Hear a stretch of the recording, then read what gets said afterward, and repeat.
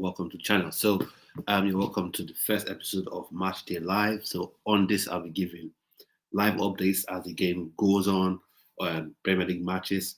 As we go on, I'll be giving live updates of the game, the lineups, and the score line. Not showing anything on channel, obviously, but just giving you the updates as to who scored, starting lineups and things like that. So speaking about starting lineups, I will just go straight into this. So for Everton versus West Ham, the Everton lineup is Pickford, of course, in goal, O'Brien at right back,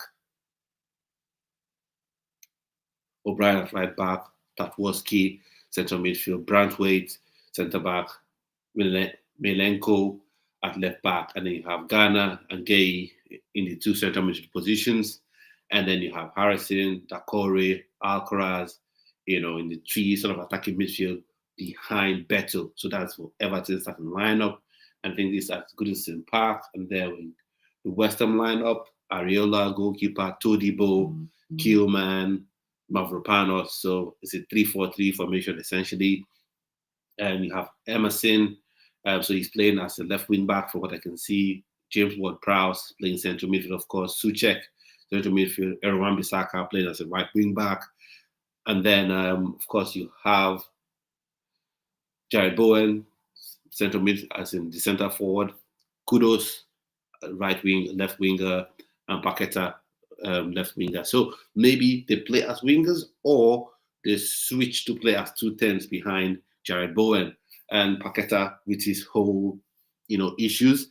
Who knows if he'll get to play, to have more game time, for West Ham. So for the 4 minutes away from kickoff, I think there are 3 fixtures that are about that to start at about the same time. And then for Ipswich Town, the lineup for Ipswich Town is Palmer in goal, O'Shea at right back, Wolfenden, centre back Greaves, Davies, Kahuste, and Phillips in central midfield positions, and Cisco playing behind the lap.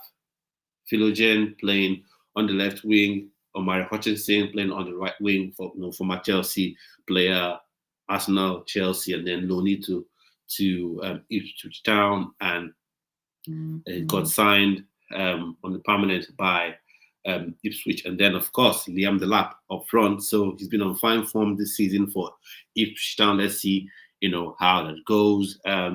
Probably he'll be amongst the goals today, but Nottingham Forest have been on amazing form already this season. So, and the way they play, they could set traps for Ipswich Town and end up winning this one, because I think Ipswich Town, they thrive when the opposition come out to attack them, and that's how they play. But Nottingham Forest, I think they have been the team of the season so far. I think Nuno Espirito should be the manager of the season if they finish in those Champions League spots.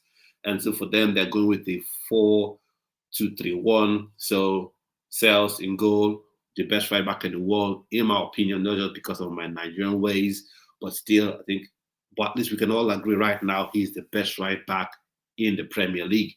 He's Ola Aina, and then Milinkovic, Murillo, centre back pairing, Williams at left back, Dominguez, central midfield, Anderson, central midfield, Hudson-Odoi on the left wing, Elanga on the left wing, on the right wing, Morgan Gibbs-White in that role behind, Chris Wood.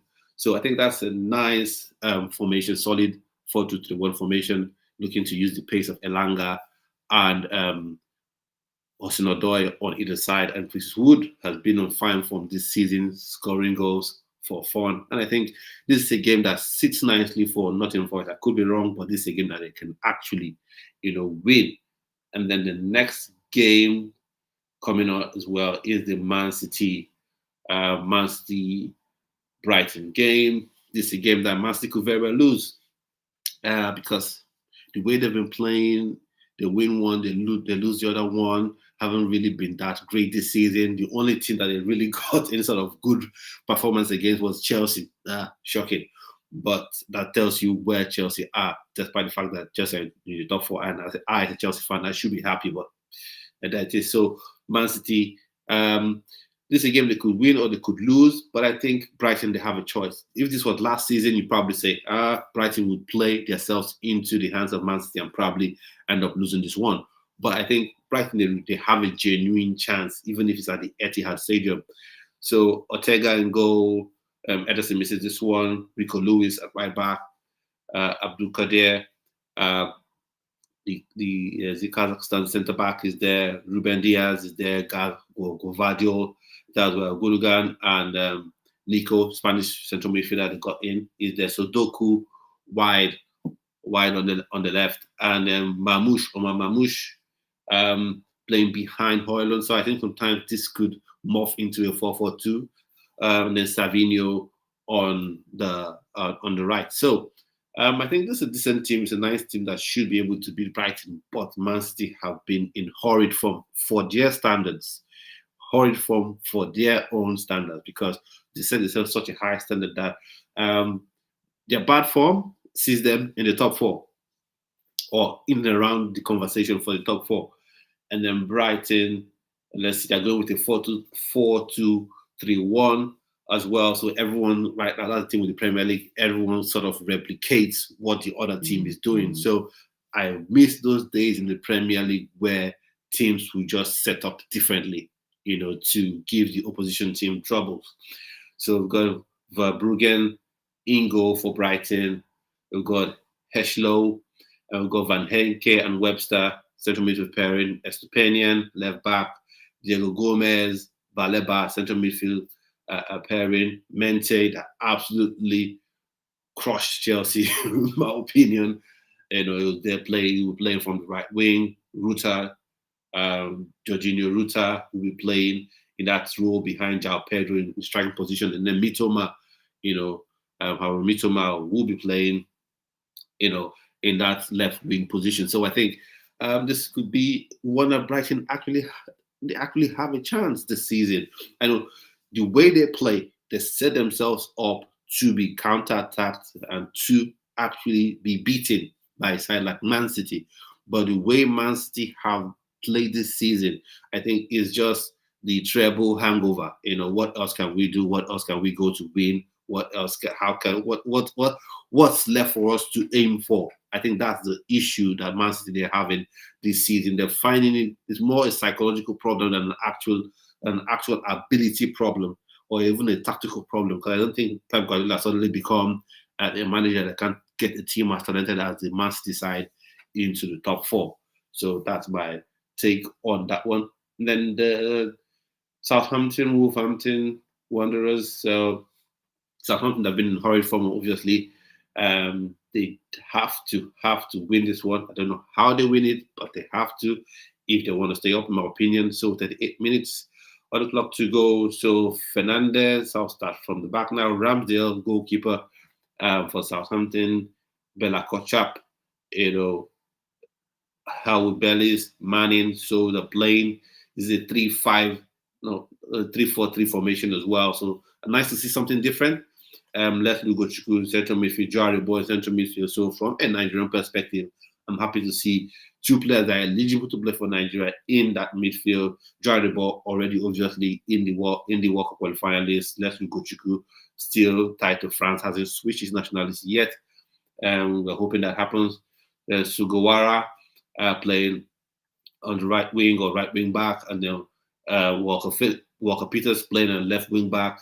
Then you have Kalmadin Suleiman, I think, playing in the central attacking role, and then Tyler Diblin and Fernandez on either side. So when I look at these formations, so it could either be an actual 3-4-3 formation, or it could be 3-4-3, a 3-4-2-1 formation. That is, you have two tens behind the actual striker as Kalmadin in this one. And so that's it for the Premier League games expected to start in, let's see, in how many minutes time. So 36 minutes to go. So I wonder what your predictions are for the games. Who do you think will be coming up tops in this game? So let us know your thoughts and opinions on that one. And so for me, Man City, they have enough in terms of the players to win this one, but I don't think they will win it. I don't think they win. I think Brighton could win this one because Man City have been on a terrible run of form this season. What they need is for the season to end and they have a rejig, rethink, and they get themselves, out of the rut they are in mentally and psychologically, and then they can, you know, get back to their normal form, to their own, to their old selves when the season comes to an end. Ipswich Town, I think, the way Nottingham Forest set themselves up to play is just something that would be the kryptonite for, you know, that would be the kryptonite for a side like Ipswich Town, and then the Everton West Ham game. That's a game that can go. That's a game that can go either way, in my opinion, just because of the form that both teams are in. West Ham haven't been in spectacular form, in my opinion, so that game can go either way, in my opinion.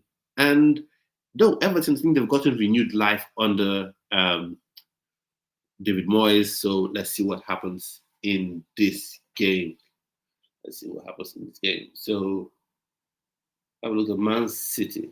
Have a look at this. Line up. Ellen Haaland.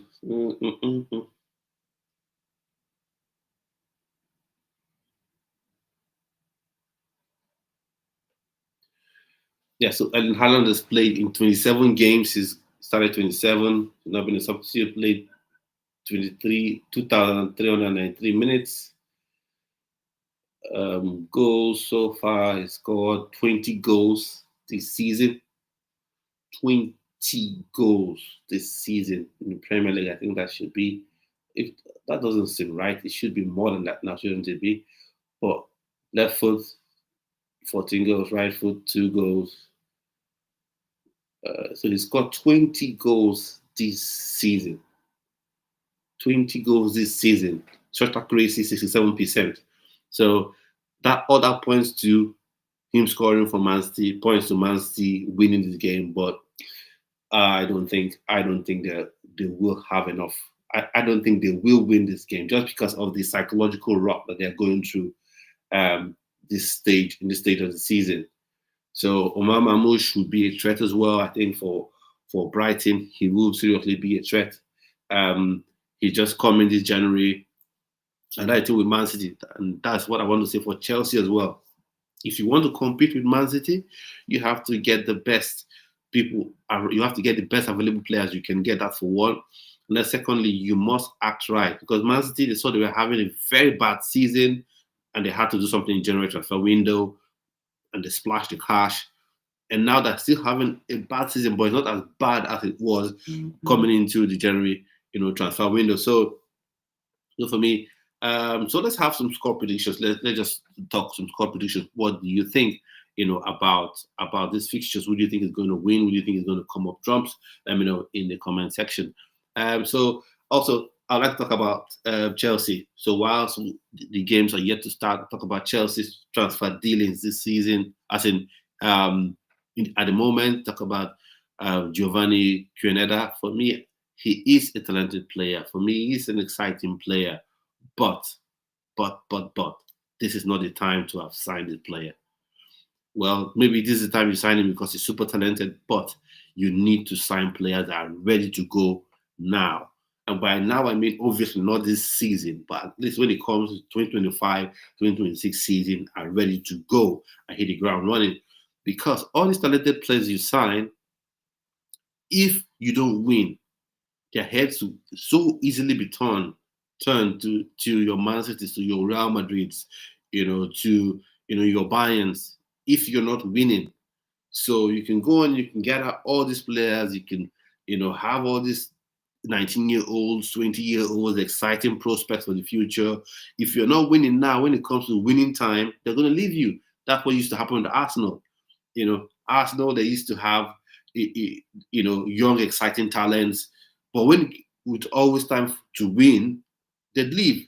Even Fabregas had to leave. Even the legend Thierry Henry for Arsenal had to leave to win the Champions League. So if you're not winning, you can't keep your best talents. So, and these players, you're signing them way too young, in my opinion, in terms of you're signing 18-year-olds. So by the time they go 19, 20, 21, they still have lots of years ahead of them and they could leave. I know you can say you can get a huge outlay from the transfer window. Now that's fine. You can get that huge 100 million. But what does that help you do in terms of winning? I don't think it does. That much. I don't think it does that much for you. So if you go and look at the Brighton team, João Pedro for me, I think will be a problem. I think it'll be a problem for Man City, obviously. It'll be a real problem for Man City. He scored 8 goals this season, shot accuracy 65% offside, just one offside the whole season. So 8 goals this season for a side like Brighton, and I think he has been blighted by injury. Injuries have been his main problem. I think that's one thing that could be in the way of him actually making a move to a top club. But nonetheless, he is a big player for for Brighton. And then the other player I wanted to talk about as well is Baleba.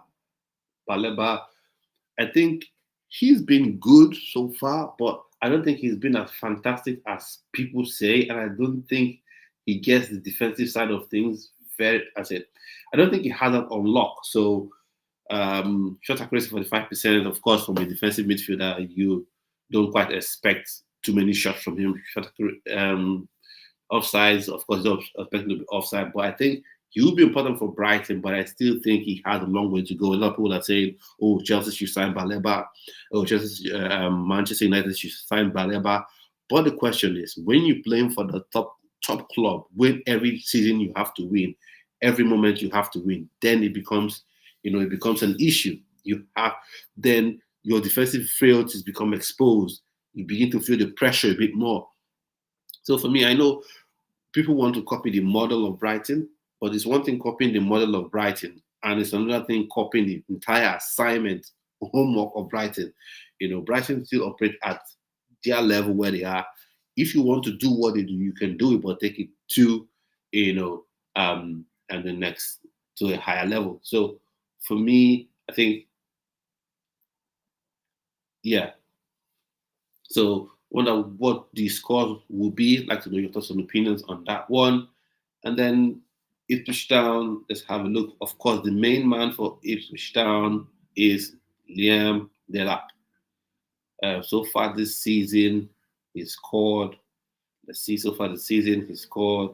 I'm sure he scored 10 goals so far this season. And for his first season in the top flight, I think that's a decent return. So he might finish off this season. Let's say, given with the amount of games, he might finish off this season with 15 goals this season. So that would be a decent return. But for him to make that huge move to a top club, I still think he needs one more season at Brighton.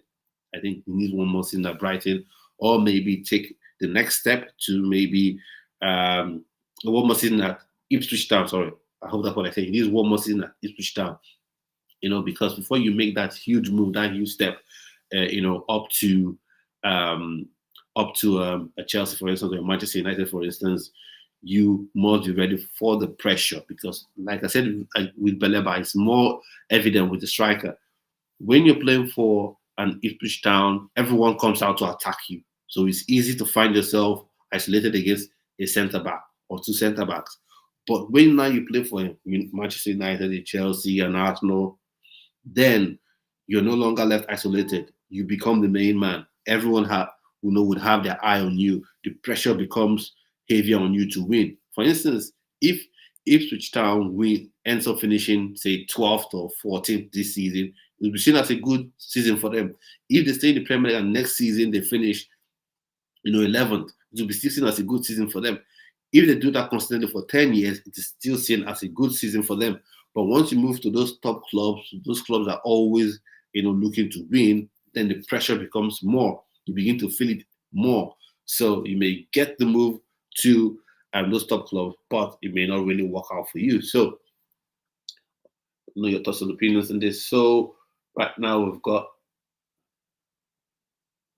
26 minutes, 34 seconds to go before the games kick off. So like to know your personal opinions, like to know your score predictions. Is any of your team playing today? I would like to know what you think, about the fixture so far. And let's just keep talking about other pieces of news and information going on today. What do you think about the England list, that have been put out there, by Thomas Tuchel? What do you think about that list? So I'll just bring it up in a moment, and we'll share it, and let's have a go at it. So um,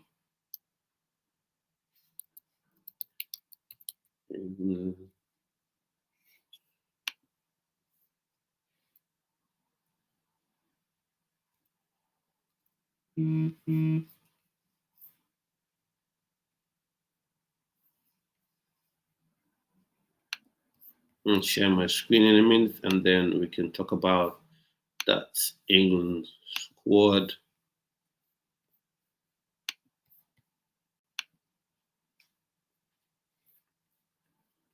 So that's it.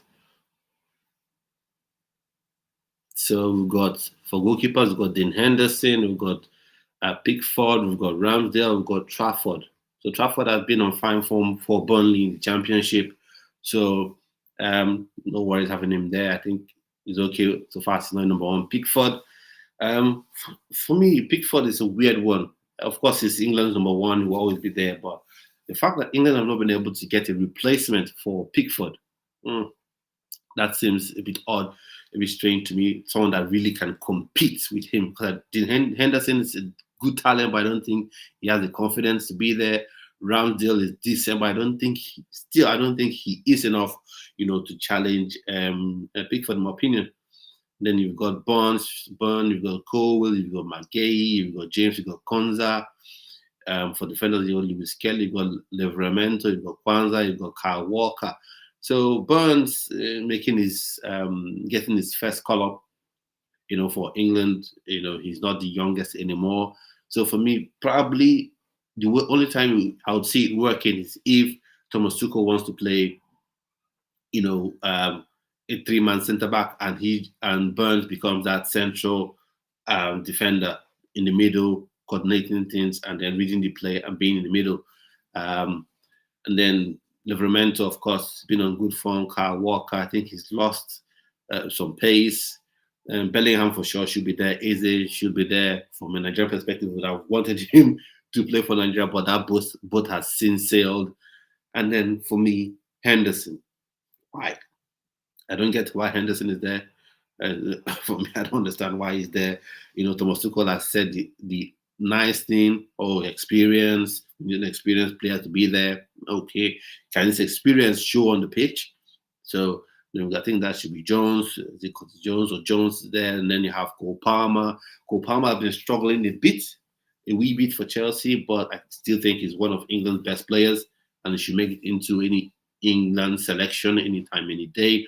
I think if he just calms down a little and just begins to make the right decision as opposed to forcing goals, he will be okay. And then Declan Rice, of course, is there. So I think probably will be one of those ones that will sit and hold, or could be box to box, depending on how Tuchel wants to do it. And then you got Rogers as well. Rogers from Aston Villa, I think not too bad, not too great.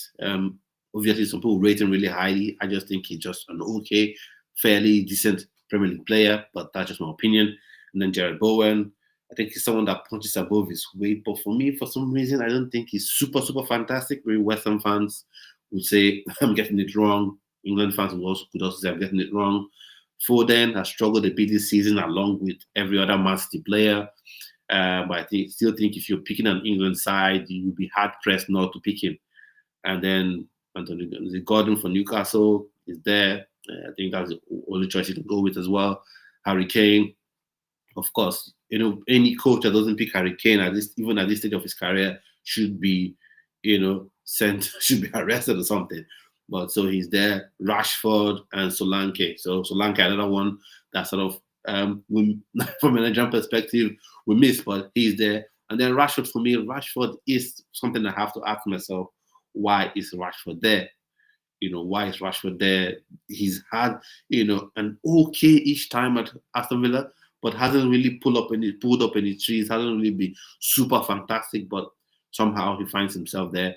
Well, I guess that's fine from an England perspective. And then Solanke, well, I think is another option you can go with. I think he is slightly different from your Harry Kane. I think he can running behind with pace. And I think another name that is missing here is Oli Watkins. So Oli Watkins, I don't know if he's injured. I think that would be the only thing that makes sense to me. Otherwise, he should be there in this setup. So that's what I think. So England fans, I wonder what you think about this lineup. And then 20 minutes, 42 seconds to the game's kicking off. Wonder what your thoughts and opinions are. Would you have winning any of these games? What are your opinions on the games? And then also, now I'll talk about this.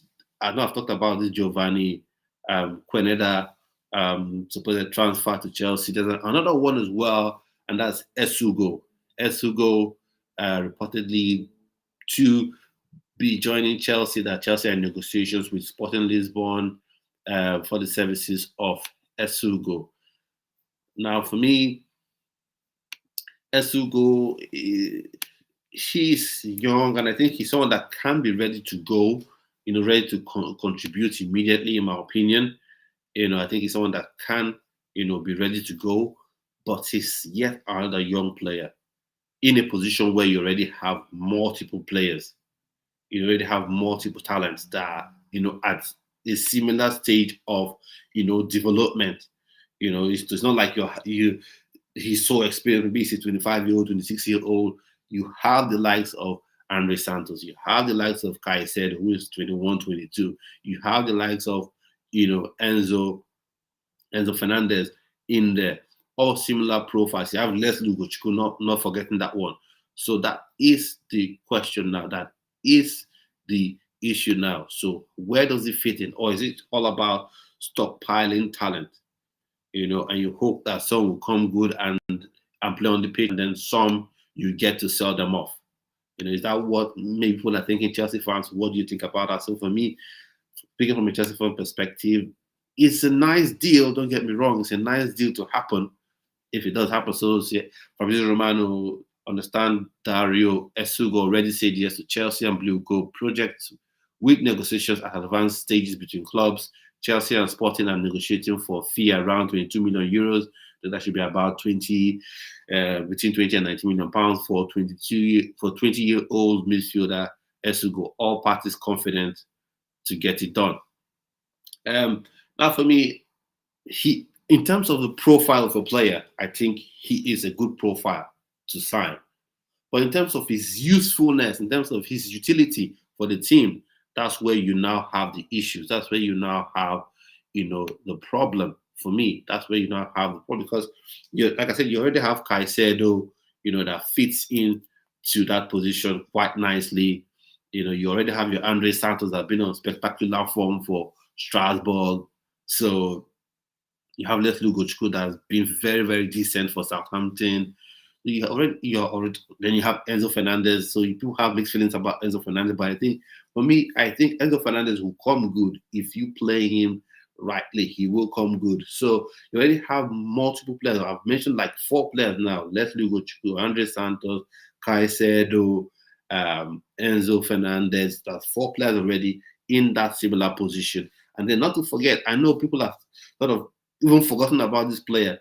He was signed from Norwich, played for the academy at Chelsea, and then he's now been loaned out. That's Alex Matos. So if you're counting him, that's 5 players already in there. And maybe I'm thinking maybe the probably will sell Alex Matos. So for me, looking at Alex Matos, he's a similar profile, and it's a similar profile to Dario Esugo. It's a similar, very, very similar profile. He has already got his man body, he's built, he can run both ways. So that's a similar profile, but maybe you say Esugo has played more first minutes than Alex Matos. But still, if you keep Alex Matos aside, you still have a number of people ahead of ahead of Esugo, in my opinion. So I think it's one of those things where, it's like you having 10 cars and no house. And then you get some big earnings, you get some big winnings. Maybe you now have extra 2 million, 3 million pounds. Instead of going to buy a house or pay mortgage for down payment for a house, you go and buy another Ferrari, you go and buy another car. Yes, that car may be nice and beautiful and looks good, but that's what you're still getting. You're still getting yourself another car. And then you'll be sleeping in the car and you'll be homeless. So that's how I see this whole Giovanni and Esugo thing. Yes, Giovanni is a very good player, top talent. Everyone rates him. Manchester United wanted him for the longest since Amorim joined as the head coach of Manchester United. They've wanted him. But at Chelsea, he's not really needed. Even if you say, oh, he's not a right wing back. He's not a right back. He is a right winger. As some people are now saying that he's not a right wing back anymore. He's a right winger. So you already have people ahead of him. You already have Donny Madueke. People like to criticize him. You already have him. You already have Esavayo William ahead of him. So you're not getting another one. So that's 3 for one position. And not to forget, Henry Paez is also coming in. Henry Paez is coming in. Nkunku is still at the club. I'm not sure if he's staying or going. He's still there. Pedro Neto is still there as well. So you're signing the quality player, enormous upside, but is he going to have that much impact, or is he going to be that useful? You've not signed a striker. You've not signed, a central defender. You've not signed, an experienced central midfielder. You're signing someone that is still, that you say, oh yeah, this team is a young player. He has to grow. So my fear is, will Chelsea be in that position for the next 10 years where you keep saying, this team is young, oh, they're going to be good, this team is young, oh, this team is young. There should be some point when you have to win. Well, the only sort of excuse I'll give to Blue at Clear Lake Capital is Chelsea are not yet in Champions League. Maybe they don't want to spend that huge money or commit to paying huge wages, and then maybe when they get into Champions League, then they can go for a Victor Osimhen, for instance, as a striker. But even saying that, we're now hearing that the money for Giovanni's transfer could rise up to 100 million euros. So you're spending that on potential, 100 million euros on potential. Depending on potential, you don't know if it's going to come good or not. People are just saying it's going to come good, but one thing people don't get is you can shine in the Portuguese league, which is a very, very decent league, very, very, very, very decent league. But you could come to the Premier League and get the bumps and the kicks and the, hard shoulder badges, and you forget how to play football. That's a reality. Anthony came from Ajax playing very well. He came to Manchester United. He couldn't cope. He's gone to La Liga. He's now playing very well. He's now scoring goals. He's now creating assists, winning man of the match awards. So he may come in and not be good. From me, Chelsea perspective, I want Giovanni to come in and be good, but he may come in and not be good. And then the more important thing is that you have a stockpile of talent in that position. And I'm almost half certain that before the season ends, another 19-year-old winger will be signed for the right wing, will be signed again after Giovanni. Because it's one thing you stockpiling players. For me, a signing like Giovanni would make sense if you signed a Victor Osimhen, for instance. Boom, top striker. Agreed, the deal has been agreed. Victor Osimhen joins Chelsea come summer window of 2025. Then you sign the top goalkeeper. Then this becomes a cherry on the cake to say, okay, yeah, let's now celebrate and flex. We're now adding additional talent. So let's go back to the game. We still have 11 minutes to start. So who are you having as the winners for these fixtures? For me, I think Nottingham Forest would win the game versus Brighton. Not predicting, but that's just a gut feeling. maybe wrong, maybe right, but I just think that they could win this one. They could very well win this one. Nothing for it because the way they set up, and I think Ipswich Town will find it difficult because Nottingham Forest are in good form, but they're not going to come out guns blazing, playing with an overly high line. They're not going to do that. So that's where someone like Delap would have serious problems, in my opinion. So and then Chris Wood has been on excellent form this season. Makes no boss about it. Maybe if he would he be able to replicate this come next season? I don't know. Let's see. Let's see how that happens.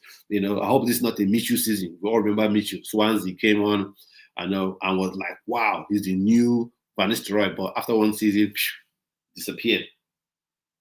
And then Man City's game as well. Can Haaland hit the goals today? Marmoush as well. Savinho, Doku, or Brighton could be. I just have a sneaky feeling that this may not go Man City's way just because of how the season has been and how aggressive Brighton have been. Now, Brighton's aggressiveness have been their bane, in past seasons and some parts of this season as well. And usually that's what Man City would love. Pass through them, goal, pass through them, goal, and you end up, beating Brighton handsomely. But the kind of season Man City have been having this season has just been poor, very poor by their own standards. And they're now having to struggle to get into top four. They're in the conversation, but they're having to struggle to get there. At least in the past 6 years, it used to be that competing for the league. Not even thinking top four was like an afterthought. Oh, top four, we're already in top four, so they don't even think about it. So there's some issues there, for Man City. And then Everton, to know who you've got. Everton. We got Everton versus West Ham United. Everton versus West Ham United. I don't know who you've got for those ones. Everton, West Ham United. For me, I just think Everton might steal this one. Everton might steal this one. Beto up top. Pickford. This might just be one of those games where he just decides to go. I just become a regen of Chilavat or a regen of Buffon because he has those games where he just becomes a superstar. So I think Everton might just sneak this one because West Ham haven't been particularly inspiring, in my opinion, and Everton are at home and are playing with a clear identity. The way Moyes wants to play. And the only thing I can say about Moyes is that he plays differently. I know this is the era everyone wants to pass it from the back, short passes, a million short passes before you try to attack. But Everton, I think they play differently. Nottingham Forest, I think they play differently as well. And for me, that's refreshing to see because this Premier League has just become too robotic. People who don't have the quality and resources of Man City want to play like Man City.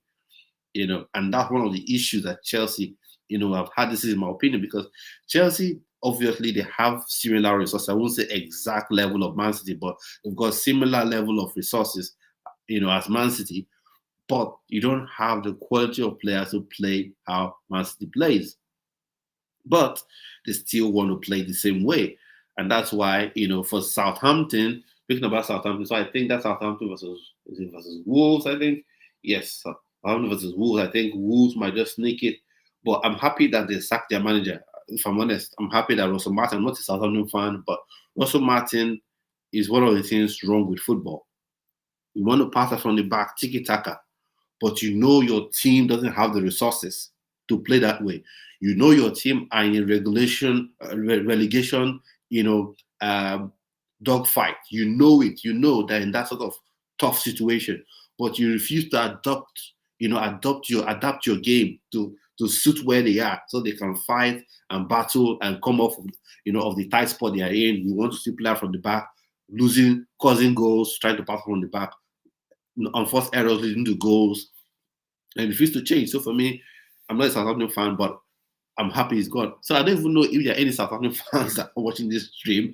I don't know what you think about Russell Martin. I know he's been gone for a while now. I don't know what your thoughts are about him, and thoughts were about him whilst he was still, the manager. So the games will soon be starting. So, yeah, I'll just be giving live updates here. We're having other discussions as well. So how the league table sits at the minute, you've got Liverpool, of course, in pole position. I think they'll win this league title. They're going to win it. There's no one stopping them. Arsenal are too inconsistent to even try. Nottingham Forest are just happy to be in top four. Chelsea, I don't know. I'm not even certain that Chelsea would finish in top four. I would want Chelsea to finish in top four. Obviously, a Chelsea fan, but I'm not certain. I'm not certain at all. And Chelsea plays tomorrow against Arsenal, and Man City play against Brighton today. Though I've said Brighton can win, against Man City, they can very well win, but Man City have a chance of winning. If Man City wins this, I can't confidently say Chelsea can win against Arsenal. I don't want to say it. I don't want to say it. Believe me, I want to say Chelsea will come in, beat Arsenal by 3 goals. But the way the season has gone, I don't think Chelsea can do it. I don't think. I would love to be wrong, proven wrong tomorrow. Watch the game, lunchtime kickoff, or I think it's 1:30 p.m. kickoff on Sunday, Super Sunday fixture. So I was hoping Chelsea could win that one, but who knows how it will pan out? It could end up being 1-1 or loss. But all in all, what I'm trying to say is, for me, from a Chelsea perspective and Champions League perspective, I don't want Man City to win. I don't want Man City to win, but yeah, they may not even win based on the fact that their performances haven't been great, this season. So Newcastle United are eyeing 6, level on points with Man City, but way behind in terms of goal difference. Brighton are for 6 points. Brighton for 6 points, and they've played, and they're for 6 points. Aston Villa, are 45 points with a game. They've already played a game more than everyone else in the top 7, in the top 8. And then Bournemouth, 28th. And then Southampton, smack bottom of the table, 9 points. I think they're going down. Unfortunately, I think Southampton are going down. They should have sacked Russell Martin a long time ago. They should have sacked him a long time ago. But now I think everyone is sort of enamored with this player from the back, tiki-taka, even if we don't have the resources to play it, even if we have 11 Ugos on the pitch, that's what we're going to use. We're not going to play any differently to suit our style of play. We're going to just play, the same way. Leicester, I think that they're almost a sure bet for relegation as well. They've got minus 37 goal difference and got 17 points. Ipswich, 17 points as well, minus 32 goal difference. So I think Southampton almost right now is sure bet to be relegated, in my opinion, except some sort of miracle happens. But other than that, I think they're going down. Wolves, I think they have a good difference ahead of, I think, 6-point gap. 6-point gap. I think 6 points ahead of Ipswich Town. So I think that in a good nick. The goal difference is a lot better than Ipswich Town, even if it's negative. So let's see how it turns out today, and then head to head. So the first game, Wolves won 2-0. So let's see how it goes. Let's see how it goes. Let's see how it goes.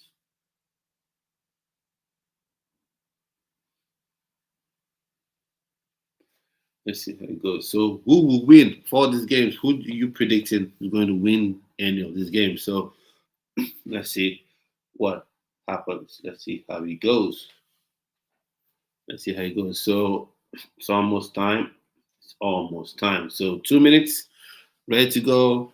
I'll be here giving updates. Obviously, not showing any game because obviously don't have any rights to show nothing. So I'll be giving my updates and giving my opinions on the game and on the action as it plays out. So I'd like to know what you think as well. And then on the bench, Armando Broja is on the bench for Everton for me. Happy to see that because it's one player that I really, really rated in the Chelsea academy. You know, played so well in the academy, and he just showed he was head and shoulders above everyone, at the academy level, but been blighted with injuries, you know, his time at Southampton, injuries were an issue, to Chelsea, injuries as well, so I just hope he's able to salvage his career a bit. I think going to Italy would serve someone like an Armando Broja very well. I think so. I think going to Italy where the game is more technical, tactical than physical. I think that would suit him because one thing with Italian football is the coaches always come up with tactics that helps their players be in better positions to score goals or to show their qualities. So for me, and that's one thing that I hope he comes good anyways. I hope he comes good. Hope he comes good. Hope he comes good. So just a couple of minutes, a couple of seconds now, 21 seconds to start off the game to kick off.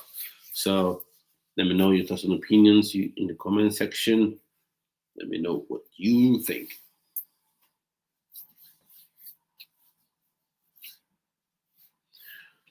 What you think will be.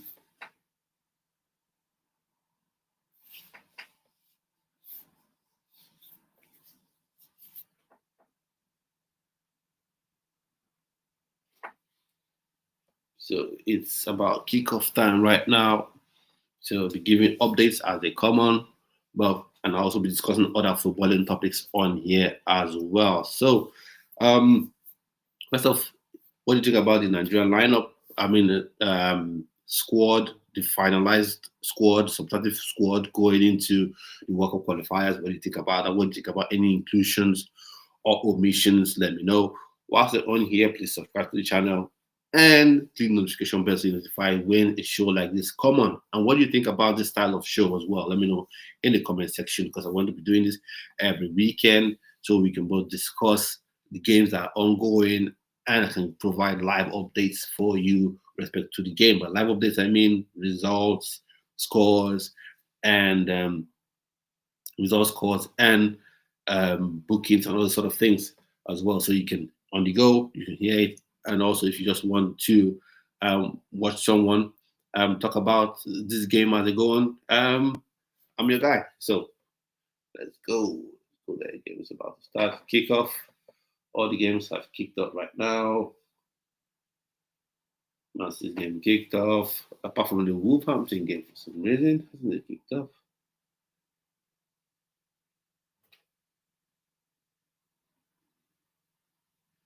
Kicked off, okay.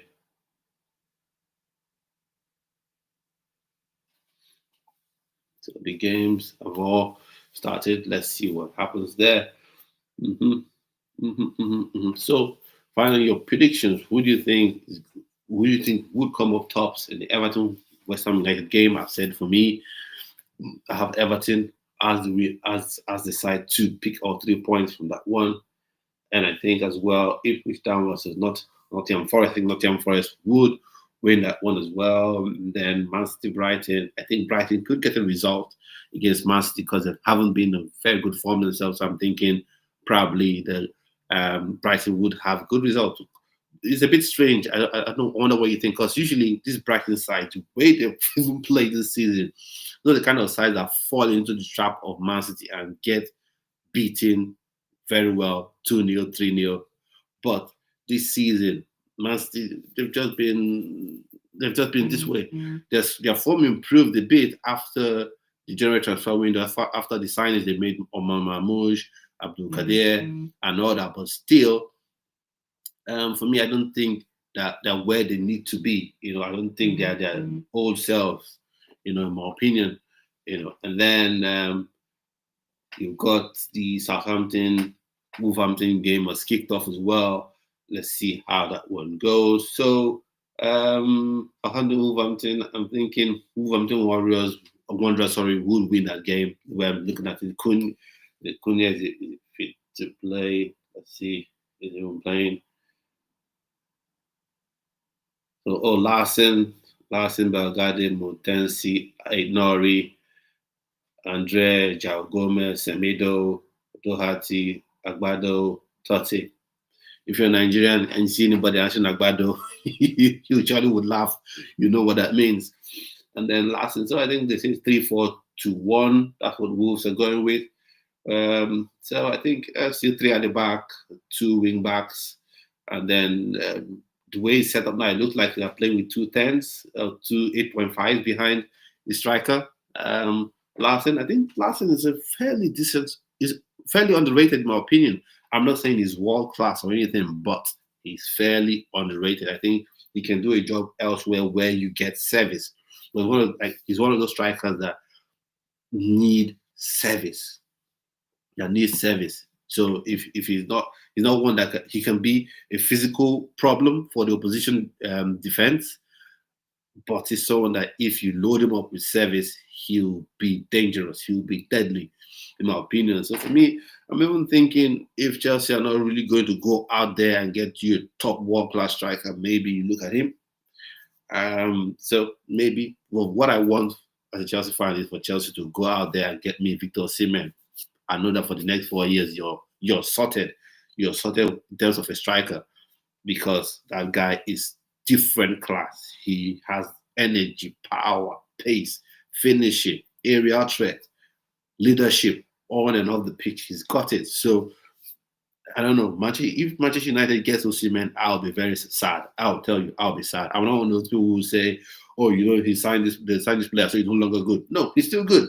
He's still a good player, very good player, world class player. So any club that signs Victor Osimhen has signed an absolute once in a lifetime player, once in a generation player.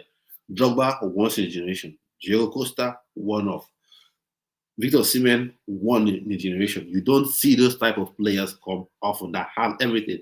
Like Diego Costa was very technical, but people didn't notice it. Diego Drogba was very technical, but people didn't notice. People looked at his power, his strength, hold up play, but he was very technical, very quick as well. But people, for some reason, didn't quite pick that up. So I'm looking at that. So 4 minutes gone, no goals, nothing happening. Fixtures, nothing going on so far. It's still more square, nil. Probably game's boring. So, where are you watching the game from? If you're watching the game, what are your score predictions for this going into this game? And if your team isn't playing today, what are your ambitions for your team going into the rest of the season? Bournemouth, Brentford playing later on today. The late kickoff by 5:30, 5:30. So let's see what happens with that one. And also let me know in the chat or in the comment section what you think about this sort of format, because I want to be doing this every weekend where I talk about the games as they're going on, give you live updates as well, give my opinions on the games as they're going on. And don't worry, as continue to have these shows regularly, begin to reiterate and come up with new ways to make it even more engaging for you. So, and remember, like I said, I'll be having a watch along for the Nigeria versus Rwanda game and the Nigeria versus Zimbabwe game as well. So keep your eyes peeled for that one if you want to see me shout my lungs out till they're almost bust, because that seems to happen each time I watch Nigeria play. I lose my voice. That will definitely be happening. Coming to the 1st of March and the 5th of March, that'll definitely be happening for sure. So the game's just still all square, nil. Nothing's happened so far. No bookings, nothing. Good. Nothing anyone should be booked, but still. Everyone should be booked. Game's still young. Down. So what do you think? Do you think they're going to come up with a victory in this game? I still think Nottingham Forest will take this one. They would win this one. And I also want to say, if you want to be on the panel on this channel, we're talking about Premier League games, talking about Champions League games, analyzing the games after the game is over, after the matches are over. Let me know in the comment section. Let me know in the chats as well, and then we can have a discussion. Or you can follow me on X as well, Ugamadi Football Channel. Follow me on there and send me a DM, and I will get back to you. I'm going to talk about how you can join up. So it's quite easy.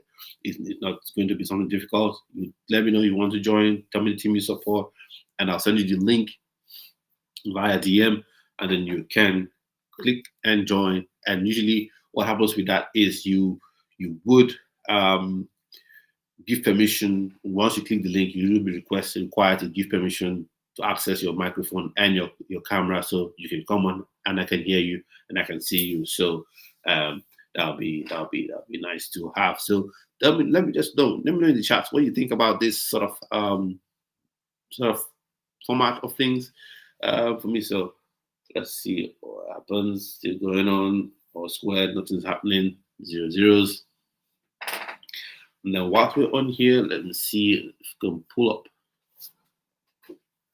Let's see if we can pull up something to also discuss while the games are going on.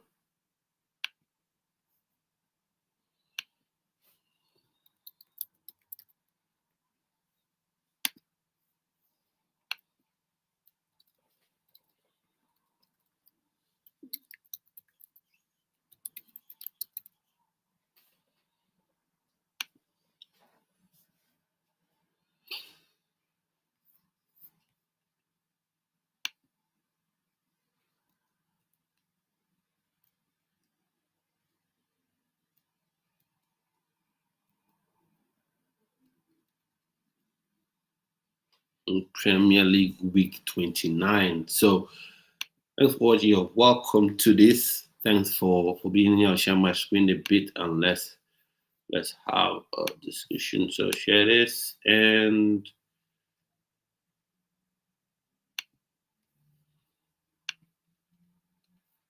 so these are the games to be expected this match week, this match day.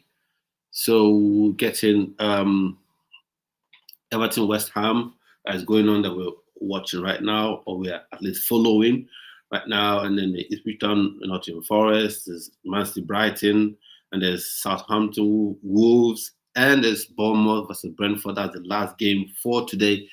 And then tomorrow you have Fulham Spurs, you have your Leicester, Manchester United, and you have Chelsea versus Arsenal versus Chelsea. Let's see how that goes. This game progressing nicely. Nothing has happened so far. Nothing's happened so far. The game's still going on. So, yeah, I'll say I'm really 10, 11 minutes in. Nothing much has changed. So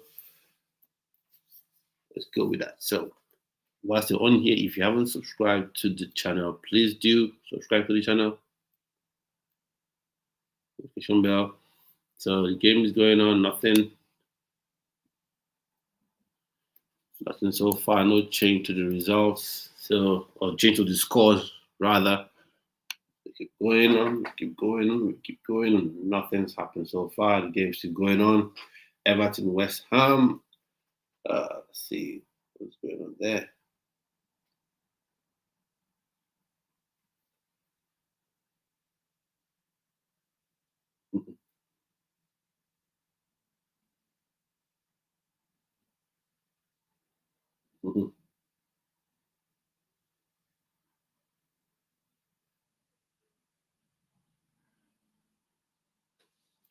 So all square, 0-0, all the games, all the grounds. Nothing has changed. Nothing has changed. Nothing has changed. Nothing has changed at all. So let me know in the chats what you think about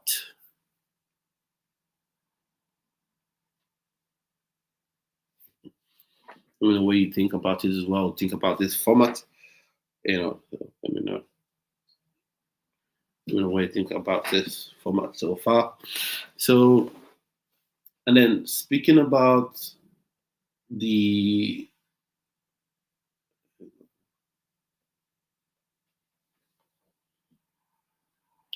Speaking about the Nigerian lineup or squad, what are your thoughts on it as well? Let me know what you think about it. You really pleased about anything there?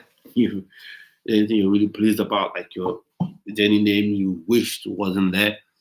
And then in this week there's been this I wouldn't say spate, but there's been a series of you know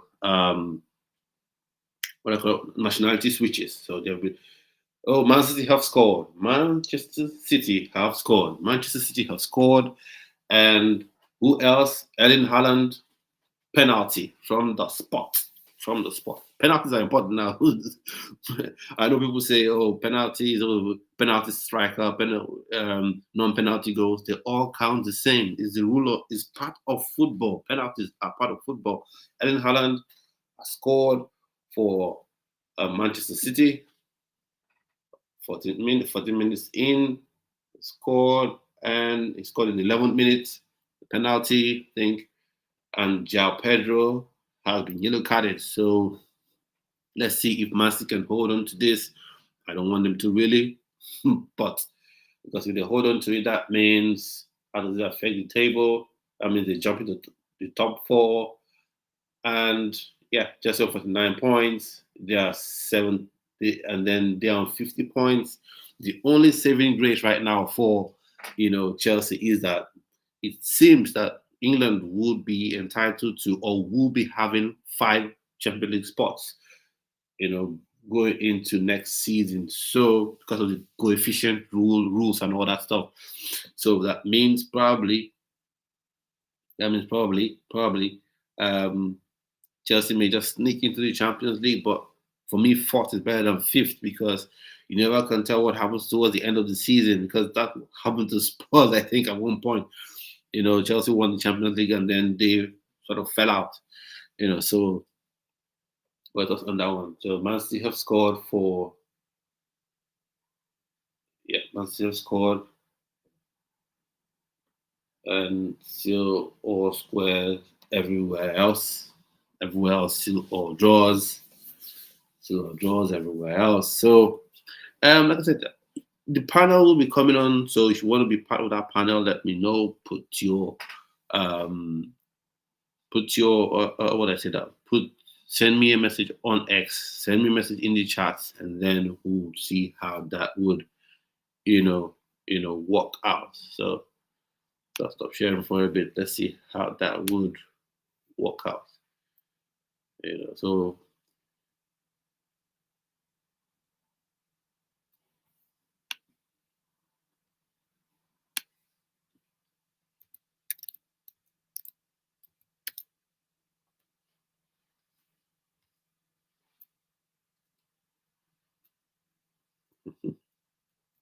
So 84 goals and 16 assists and 16 assists. That is mad. 94 in 94 games. Haaland now has 84 goals and 16 assists. That's 100 goals and assists. 100 goals and assists in 94 games in 6 games less. It's been absolutely amazing. I know people like to take swipes at him and say he's a box striker. He doesn't have this technique, he doesn't have that technique. You don't need to have all the technique in the world. If you are a goal scorer, because obviously that what wins you games, your goals. So if you have a striker scoring goals at a high clip, then what's the excuse? Then what's the excuse? What's anyone's problem? What's anyone going on about? Anyone going on about?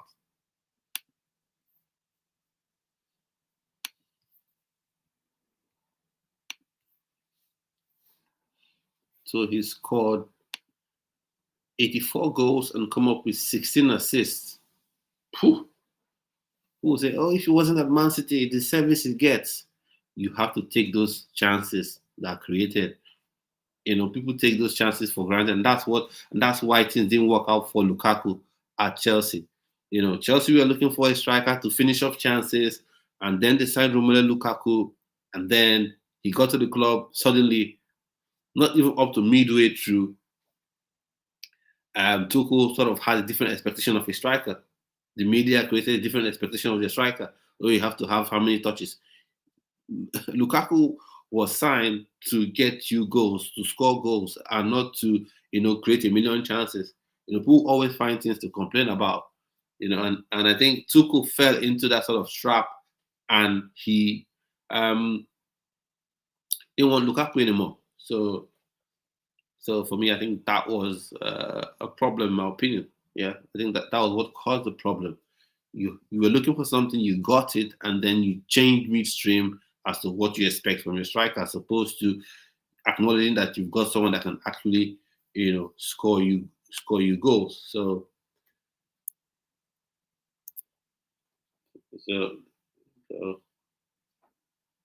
every other game still 0-0. Some people have said this Premier League is the most boring Premier League ever.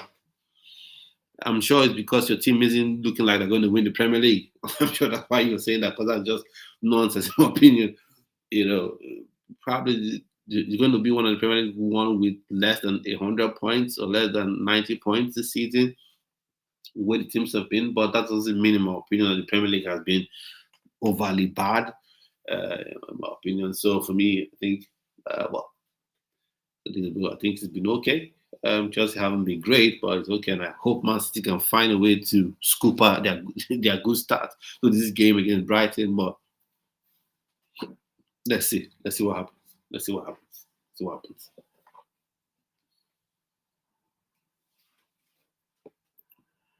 Let's see what happens. See what happens.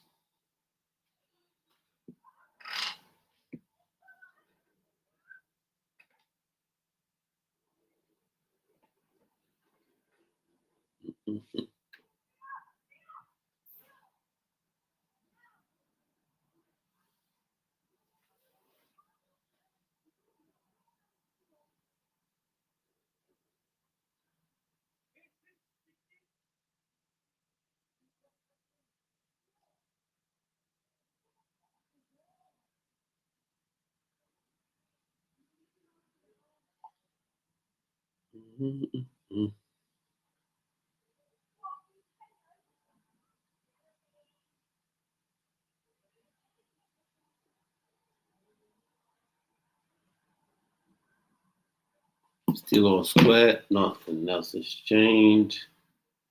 Oh, Wolves have scored. Yeah, Wolves have scored. Wolves have scored. Like I called it, Jurgen Strand Larsen scores for Wolves. So 1-0 to Wolves. And like I said, Southampton are all but gone, in my opinion. I think they're all but gone. Premier League, they're all but relegated from the Premier League. They're just, I think, fulfilling all righteousness, in my opinion. I think they're all but gone. I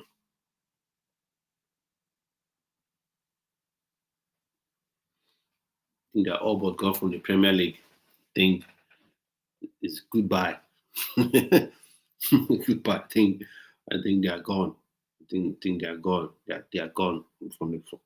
I think they waited too long to make the change. They waited too long to make the change. In my opinion,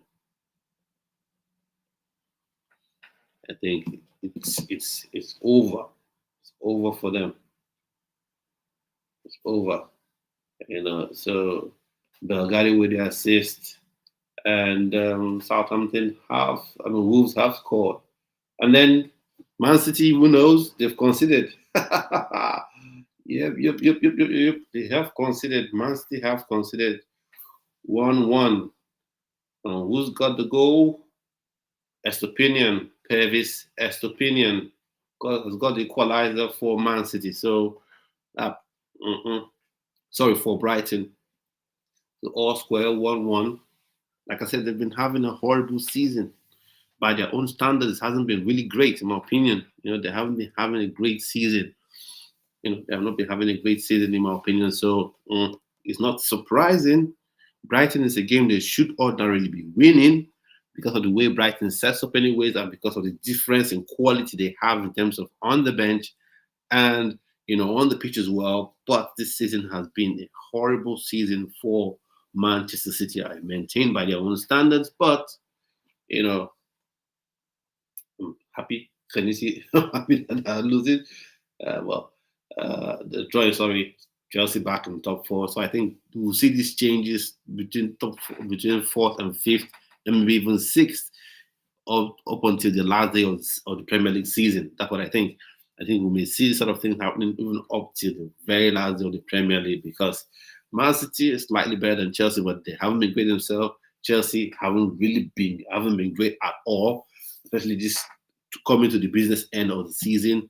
And then Brighton are not even really giant killers themselves because they haven't really been consistent either.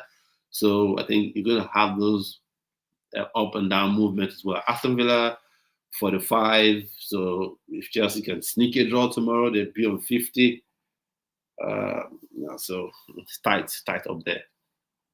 I think the people who have the Champions League spot sewn up are Liverpool. Obviously, we're going to win the league, so they have the Champions League spot sewn up. You know, I don't think Arsenal can catch them. Arsenal, they're 55. If Chelsea wins tomorrow, Chelsea get to 50, 51, 52, and that they now would then be 3 points behind Arsenal, and that's if Arsenal doesn't win their own game. So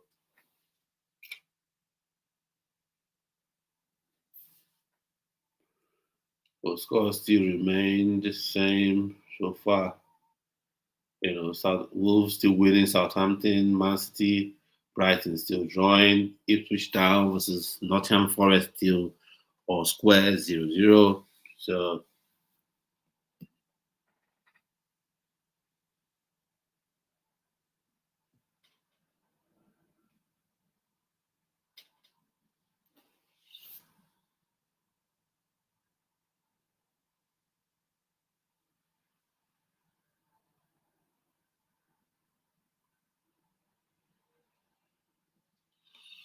okay, let's have a look, see if you can see these results from anywhere.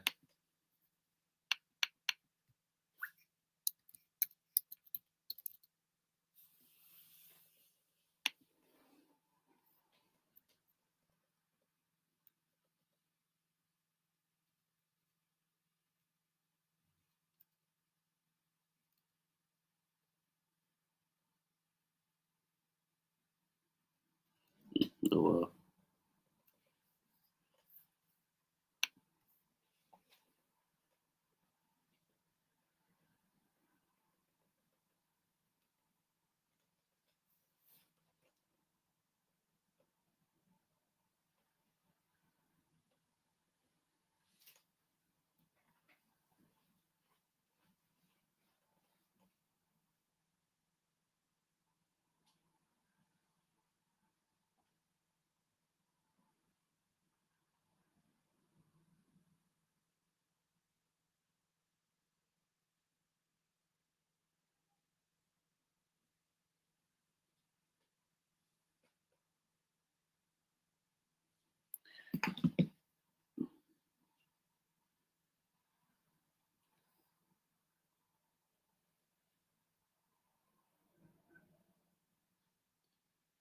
results haven't changed, still the same. With I think just a little more than halfway through, the first half. So, looking at it now, I don't even know if see halfway through. Let's see how that goes. Let's see how that goes.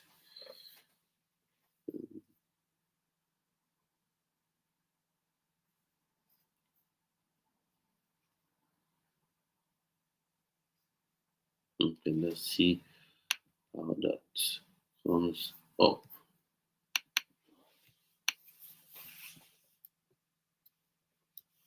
Let's see how that goes.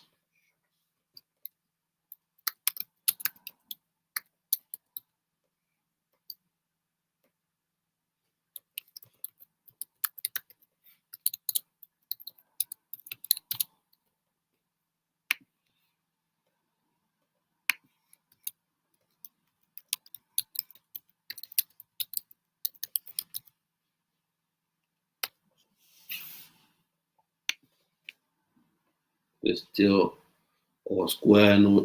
No changes to the score line. Still the same. Man City still drawing with Brighton. Wolves still ahead at Southampton, and then Ipswich and Nottingham Forest still drawing. So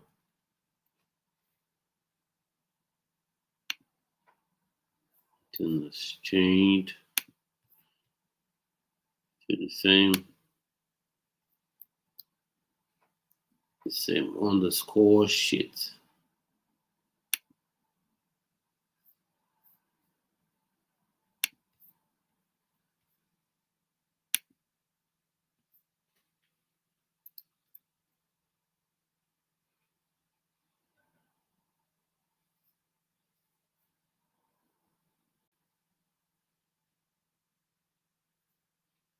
Mhm.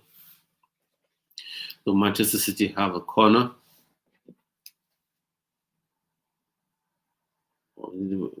There's a corner. They have a corner. Both have gone off for a corner kick.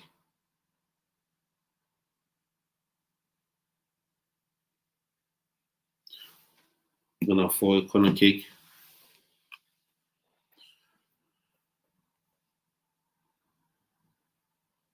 Uh,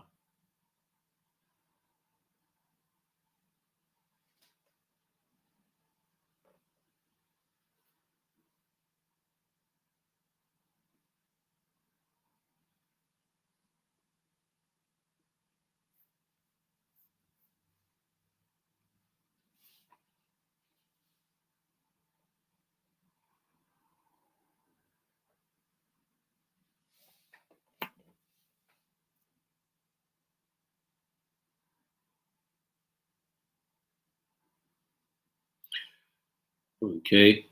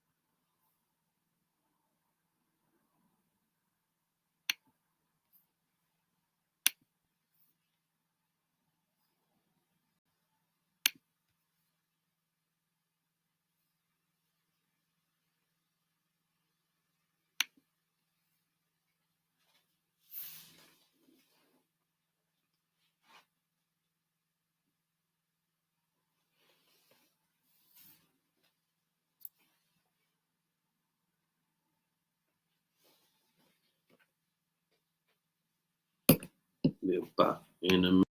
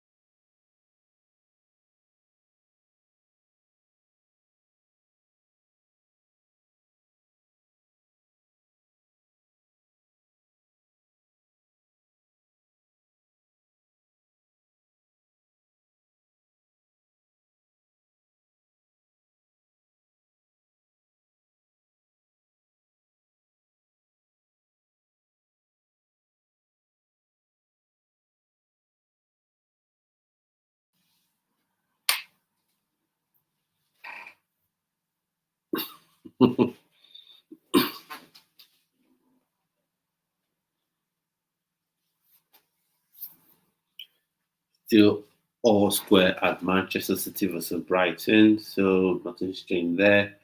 Wolves still winning. Nottingham Forest. Ipswich Town still 0-0. There Everton, West Ham to drawing. To be honest, though, I think Everton should win against West Ham, but that could be one of those games that just ends up being a draw. It does end up being a draw in my opinion. So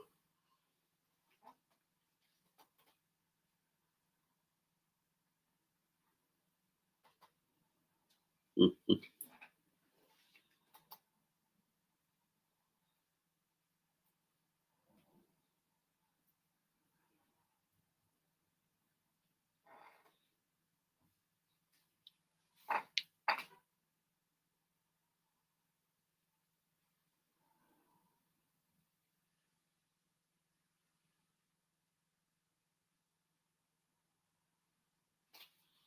results haven't changed. So I think probably maybe we'll end going to halftime with the results still the way they are.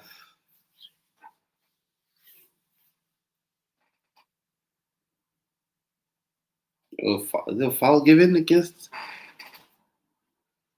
is Nico Gonzalez, a foul against Nico Gonzalez. I think that was on João Pedro as well. So Brighton now have a free kick. Let's see how that game goes. Now a free kick. Let's see how it happens.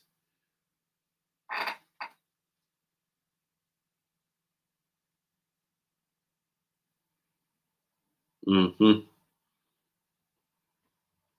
Glad. So see, Man City are really struggling and not the side they used to be. At least not this season. And I think that gives everyone a breather. Oh, Nottingham Forest has scored. Nottingham Forest has scored. And who scored the goal? Oh, Nikola Milenkovic. Wasn't expecting him to score, but he's got a goal and then goal up. So what does this mean for the table? I'm very close to Arsenal then. So the point behind Arsenal. The point behind Arsenal. So mm, point behind Arsenal. So for me, I think mm, mm, mm, mm. And obviously that played a game more than Arsenal, so maybe that's why. I think maybe that counts for something. But it's been a fantastic season for them. I think they are on the other end of the spectrum when it comes to expectation going into the season. When you look at Man City were expected to at least be up there in terms of title challenges, or best case scenario, everyone was expecting Man City to win again, to walk the league again, but they've ended up being walked all over.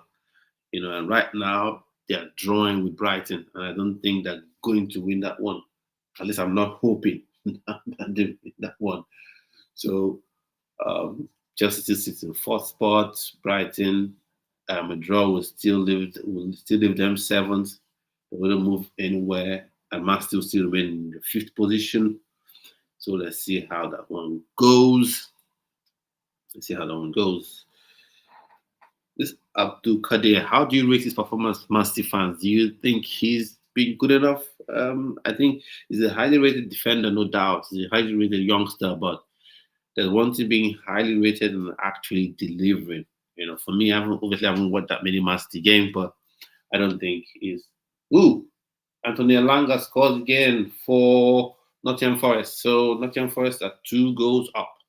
Are 2 goals up. And like I called it, they're going to win this one. I don't think Brighton, stands a chance, because usually what gives Brighton a chance in games, for the most part, is when teams don't respect them, want to play them high up onto, really force the issue, and then they can hit you on the break and you have isolations. Um, you see yourself isolated against Liam Delap, for instance. So, and the way Nottingham Forest they play, they don't leave themselves exposed, to those kinds of counter attack. So I think, with 2 goals ahead, I don't think Nottingham Forest, in the form that they are in, I don't think they are going to lose, or let that slip, let the lead slip, in my opinion. So I think I'm going to end up winning that one, in my opinion. So happy days for Nottingham Forest fans, happy days for Nuno Espirito, and happy days for Ola Aina from a Nigerian perspective as well. So always talking about my Nigerian players. So Man City just missed the chance. I think that's Gundogan. He just missed the chance. It wasn't so much of a chance because it was more like on the edge of the box than actually being in there. So Haaland put the ball back, deflected, but yeah, wanted to do the first time strike, but he more or less scoffed his shot. Shot more or less scoffed. So Nottingham Forest winning to this Man City scored 2-1. Man City now leading 2-1 against Brighton. Brighton. Mush with the goal, Ilkay Gundogan with the assist. So when you expect Brighton to do something for you, they don't. They just don't. So, still expecting another goal against Man City because they've not been that great. But right now, having a look at the goal now, what a strike! What a strike by Mamouche. Omar Mamouche. Some is saying he'll be the new Mo Salah. No, there's only one Mo Salah. I don't think he can even dream of replicating what Mo Salah, has done for Liverpool, obviously, and done in the Premier League. I think he'll be a decent player for Man City, but I don't think he will be that super, super great player that Mo Salah is. Omar Mamouche gets the goal to give them the lead. And this is what Chelsea should have done in January transfer window. You in that within that European sports discussion, you get in there, you make sure you get the job done in terms of getting players in to help give you support. And then you don't have your manager coming on to say all manner of useless things. Saying things like the January transfer window should not close the same day you play the last game of the window. Like, what does that mean? If you have your plan, you should be able to get your players signed, at least get the papers sent across to the right authorities within time. You have at least 30 days, from January 1st to the last day of January. And then if you've had your plan since maybe in November of the previous year, it should be easy for you to get it sorted out. If you're waiting for a deadline, that means you didn't have a plan. That means you didn't have a plan going into the transfer window. So that's my opinion. So look at me saying the games will go in the same way, but the results have changed so quickly. Wolves still losing. Southampton still losing to Wolves 1-0. Man City beating Brighton 2-1. Ipswich Town losing to Nottingham Forest at home 2-0. And Everton, West Ham United still stuck at 0-0 elsewhere. Brighton again trying to force the attack. No, nothing's happening there. Nothing's happening there. So, Nottingham Forest scores again. Nottingham Forest scored again. Oh, well, that's goodbye. Ipswich Town. Antonio Langa again with the goal. So it's well and truly over for Ipswich Town. I don't know if it'd be sort of a miracle. If you're expecting it, I don't think that's going to happen here today because this is a Premier League fixture. This is not a church. They're going to get battered today. 3-0 already in the first half. And like I said, the way Ipswich Town plays is going to be, they're not going to cause any trouble for Nottingham Forest for one. The way they play, they rely on the opposition, really attacking them and leaving themselves vulnerable. And against the Nottingham Forest, I like how Nuno Espirito has kept them, humble, kept them, realistic. We're in the top 4 race. We know we're in the top 4, but we're not going to go crazy, and start playing like we are modern day Barcelona. We keep playing the way we are playing, keep being disciplined, keep, being pragmatic when we have to, hitting on the counter with our 2 pacey wingers in Elanga and Hudson-Odoi. So, and that's why this is a game that they would win. And that's why I said it, because style and approaches of managers make games.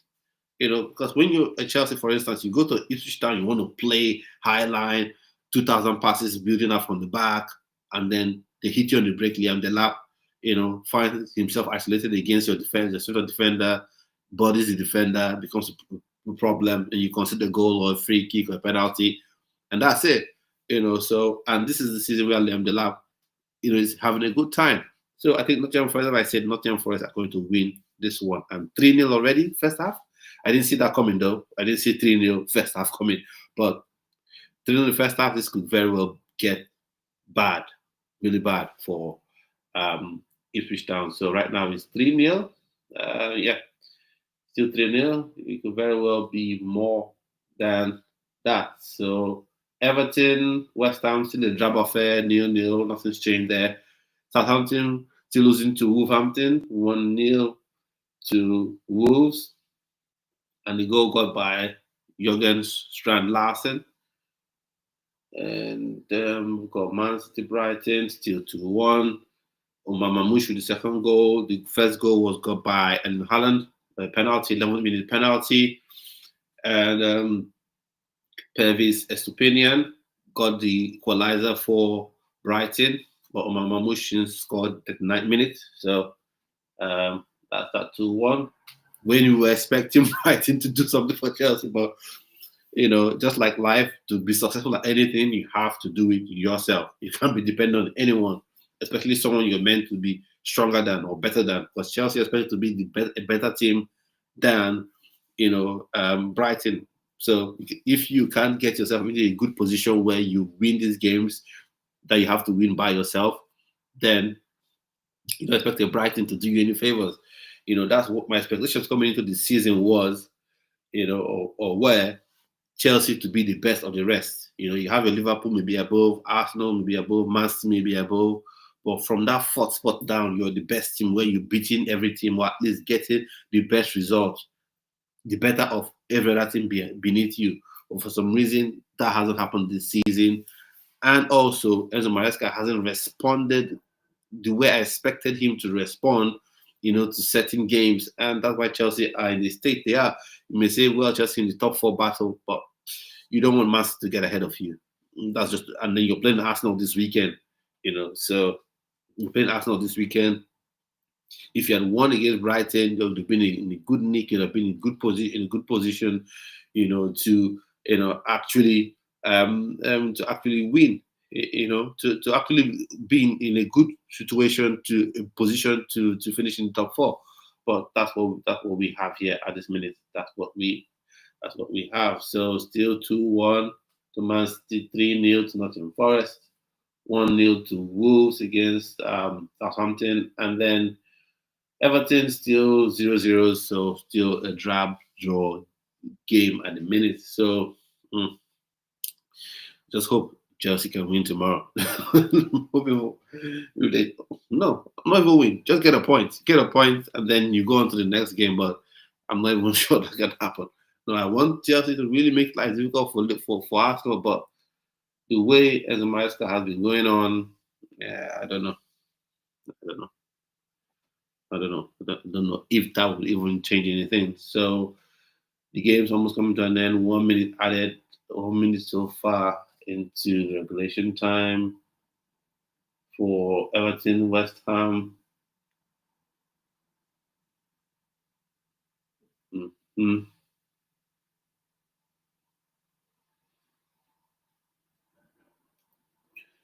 So Everton, West Ham now halftime break. Southampton, Wolverhampton halftime, and then Ipswich Town, Nottingham Forest still going on. Man City, Brighton still going on. So we'll be heading into the halftime break as well, I think. So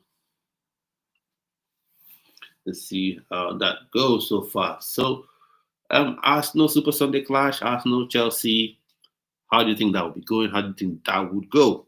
For me, like I said, I would like us to get a draw, or at least pick up a point from that game, but I'm not quite sure if Chelsea will do it.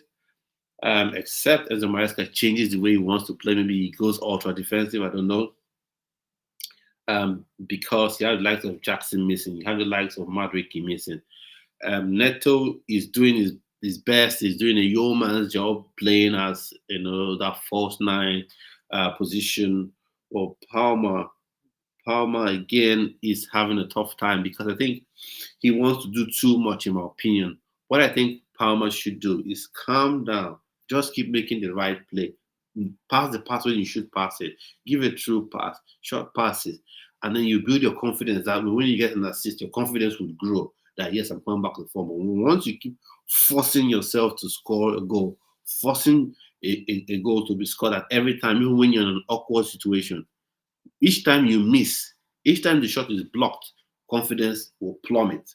That's just how it works. So I think Palmer, if he eases himself down a bit, and I also think Enzo Maresca can, keep him out. By keeping him out, I don't mean that he should not play again, but I think maybe, just maybe, Nkunku should start in the 10 role. Palmer sits on the bench for a bit, maybe comes on second half, out from the sort of pressure, the noise on the pitch. 45 minutes in, he comes off second to start the second half, or you come on with 20 minutes, 25 minutes to go. But then you've watched the game, you've seen how things are panning out, how things are working. Then you can come in there and then you've read the play. You can then come in and make an impact. But I think being constantly thrown to thrown into the fire, into the deep end at this point in time, I don't think it's doing me any favors because he's putting so much pressure on himself, putting so much burden on himself, to get to goal. Because I think the only way he can help the team right now is by scoring. And I think he should calm down, take things easy, and that's why it's important for you to get experienced players in the building. And that's why you should have experienced players in the building because you're getting the likes of Estavayo William, Kendrick Paez. What advice can they give to a Palmer? What advice can they give to a Palmer? How can they pick him up when they will be looking up to him? To be pulled up, to be advised, to be motivated. So that's why the likes of Victor Osimhen makes so much sense. He is all around because he will score you the goal, so he contributes on the pitch. He will hold up play, so he contributes on the pitch. He will create one or two assists, so he'll contribute on the pitch. But also his motivational spirit, would help these players as well. These young players. Palmer is a young player as well. That's what people forget. He had a fantastic first season. He's had a very, very good season so far, despite the fact that he's struggling, the second half of the season. But he's still a very young player. So who is the person he can look up to say, yeah, this is the experienced person I'm going to learn from. This is the experienced player that I can go to for advice. There's none. Thiago Silva is gone. Nkunku, though he is slightly, is more of the experienced person now, but his head is out of Stamford Bridge where I've seen it. I think that's all because of how Enzo Maresca has approached things. So for me, he already has his head out of the building. So you can't look up to him. So if you're going to the January transfer window, I think you should be looking to get, a player who doesn't only have quality but is also experienced, in my opinion. But it's just my opinion. A Blue Coat, Clear Lake, probably they'll sign another 17-year-old again, 17-year-old goalkeeper or 19-year-old striker that's played made two senior appearances for one club, and then they'll sign him for 40 million. And a lot of Chelsea fans will buy into it and tell you, oh, for the future, the next 10 years, Chelsea will be so, so good. So what do you think is going to happen with Man City? Are they going to sit back and watch you get so, so good? Would Liverpool sit back and watch you get so, so good in those 10 years? Would even Arsenal watch you get so, so good in those 10 years? Every other team would be improving in those 10 years. And they may not need to sign a young star. They could sign someone who is 25. He plays 2-3 seasons for them. They win something, he's sold. They sign another. They could sign a 28-year-old who could come improve. So in those 10 years, they could win. Arsenal used to be the team that would give these excuses. Oh, 10 years time. But Chelsea was winning in those 10 years. In those 10, 15 years, they were playing academy players. Chelsea was still winning things.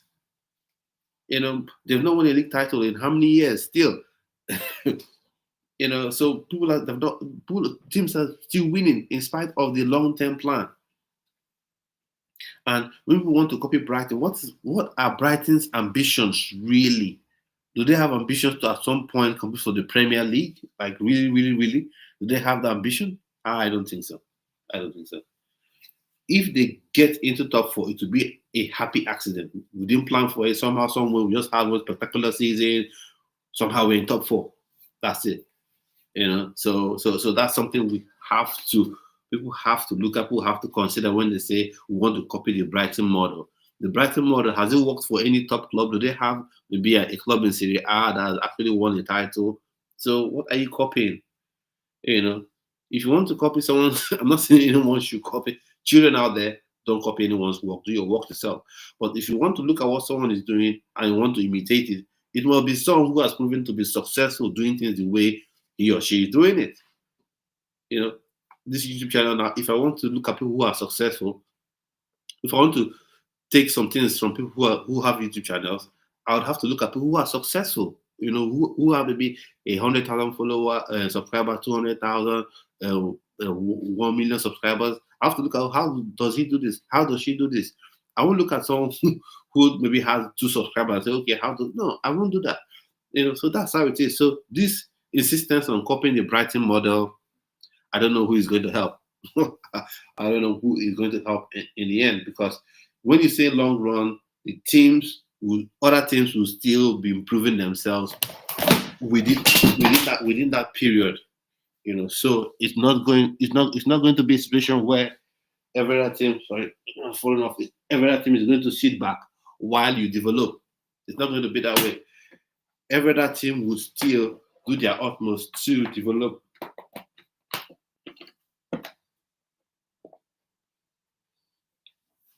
Everything will still do their utmost to develop. So that's it.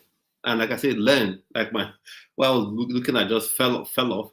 No, so probably I'll learn from someone who has a stand where they keep their screens and things they watch matches on a proper way, on a proper stand, and then learn from that. So that's talking about learning. So yeah, I don't know. Um,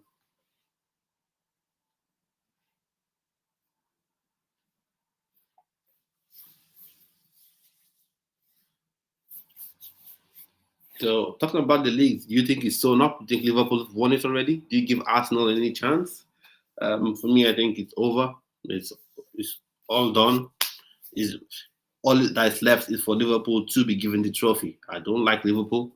I don't like them, but you have to give credit to where credit is due. They're going to win the league this season, and this was an opportunity for Enzo Maresca to win the league title. It was an opportunity for Chelsea to win the league title, but they scooped it because why I say that it was an opportunity because Liverpool, they've been consistent but not fantastic. They've been consistent, the most consistent team, and Chelsea were really close. But Enzo Maresca started to tweak the tactics a bit too much and started to speak too harshly about players that were giving him goals and assists, i.e., Noni Madueke. Nkunku, he started treating Nkunku a bit too unfairly. You know, Nkunku, rather than playing Nkunku, he will have Nkunku be on the bench, come on 2 minutes to go, destroying the player's confidence. So those are the things, and you start doing all those things. And then you come to January, you're expecting the board to say, we are close to this top four, let's go in, get a top striker, get a solid defender, to help us compete. But no, say they're looking at the long run. Okay, let's see how it goes.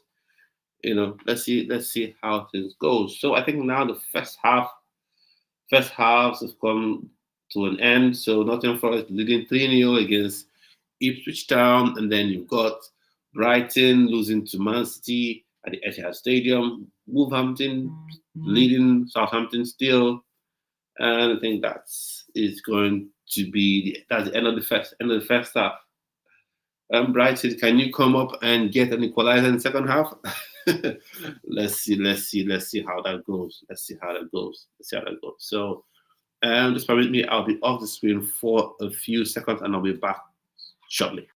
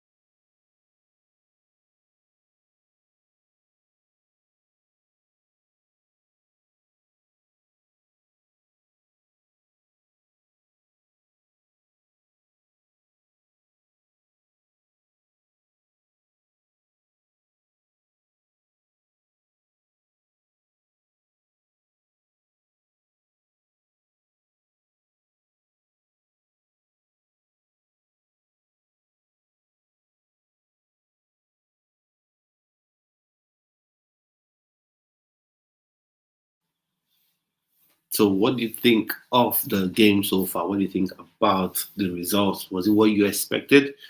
For me, I expected Nottingham Forest to win against Ipswich Town, but not being up 3-0 in the first half. And then Man City, Brighton was hoping, I'm hoping, still hoping that somehow that ends up in a draw at least. But right now, Man City is still winning, and Southampton still losing at home. And Everton versus West Ham has a going, still nil-nil, and all the halftime break. So let's see how that goes.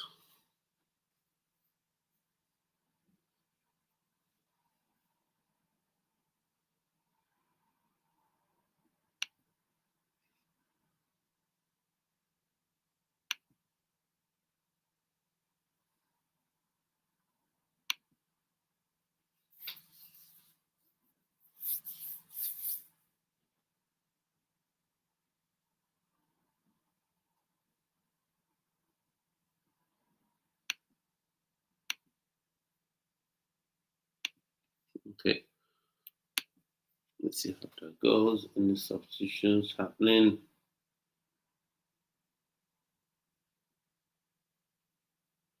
So Nottingham Forest Elanga with the third goal. The first goal was scored by Nikola Milinkovic.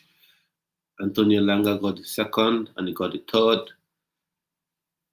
So that's the first half gone. And then for Man City, of course, Erling Haaland got the first goal from a penalty, and Estupinian got the equalizer, and then Estupinian got the equalizer, and then uh, um, Omar got the second goal with Ilkay Gundogan coming up with the assist, but that was a strike. What a strike! You need to see the goal. What a strike! From Omar Mamouche, and then Wolverhampton, Wolverhampton versus Southampton game. Jurgen Strand Larsen got the lone goal, and I think it's almost certain Wolves are going down. Sorry, yeah, Southampton they're going down. They're going down this season. That's for sure. There's no way they can escape this. Is it 9 points or something like that? 9 points. They've got 9 points from 29 games. If it ends up like this, they're going down for sure. They are going down. There's no escaping it, and they're bottom on the table as well. Bottom of the table as well. There's no saving them. There's no saving them. They are done. They are done. They are done for the season. They are back in the championship. I know what's what. They're going to go to the championship. They're going to play amazing football again, score lots of goals, and then the manager would have the mindset that, oh, we're playing such good football. Let's play the same way when we come up.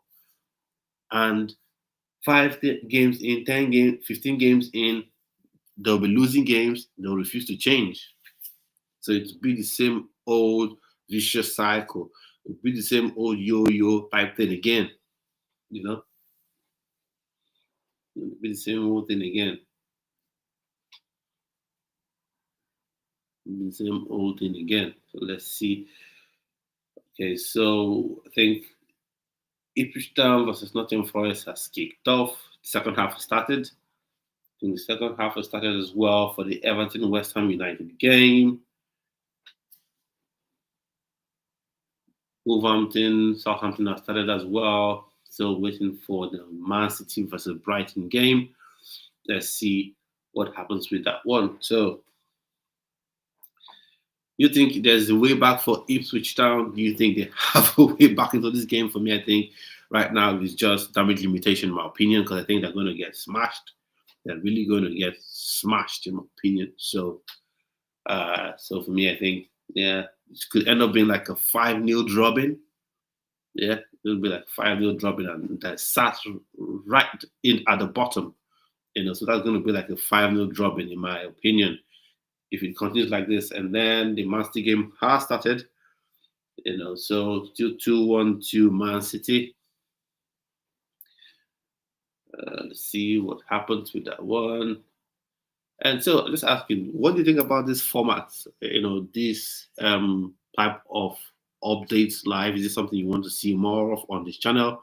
And let me know in the comments, in the chat there. And also trying to put together a panel talking about games, post-match analysis. You want to be part of that panel?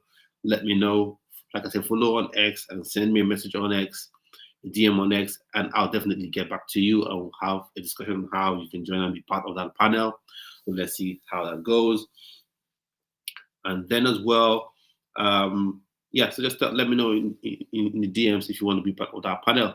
And there'll be 2 watch alongs coming on later, coming on the 21st and 25th of March. That's international matches, World Cup qualifier between Chelsea, between Nigeria and Rwanda, and then second one between Nigeria and Zimbabwe as well. Also, if you want to be on the panel, that would give post-match analysis of that game, of the 2 games. Also, let me know. Follow on X as well, Ugo Made Football Channel. On Instagram as well, Ugo Made Football Channel. On TikTok too, Ugo Made Football Channel. So just send me a message once you followed. And also, please subscribe to the channel if you want to. If you enjoy this sort of content, subscribe, click the notification bell, like the video, share the video as well, and let's go.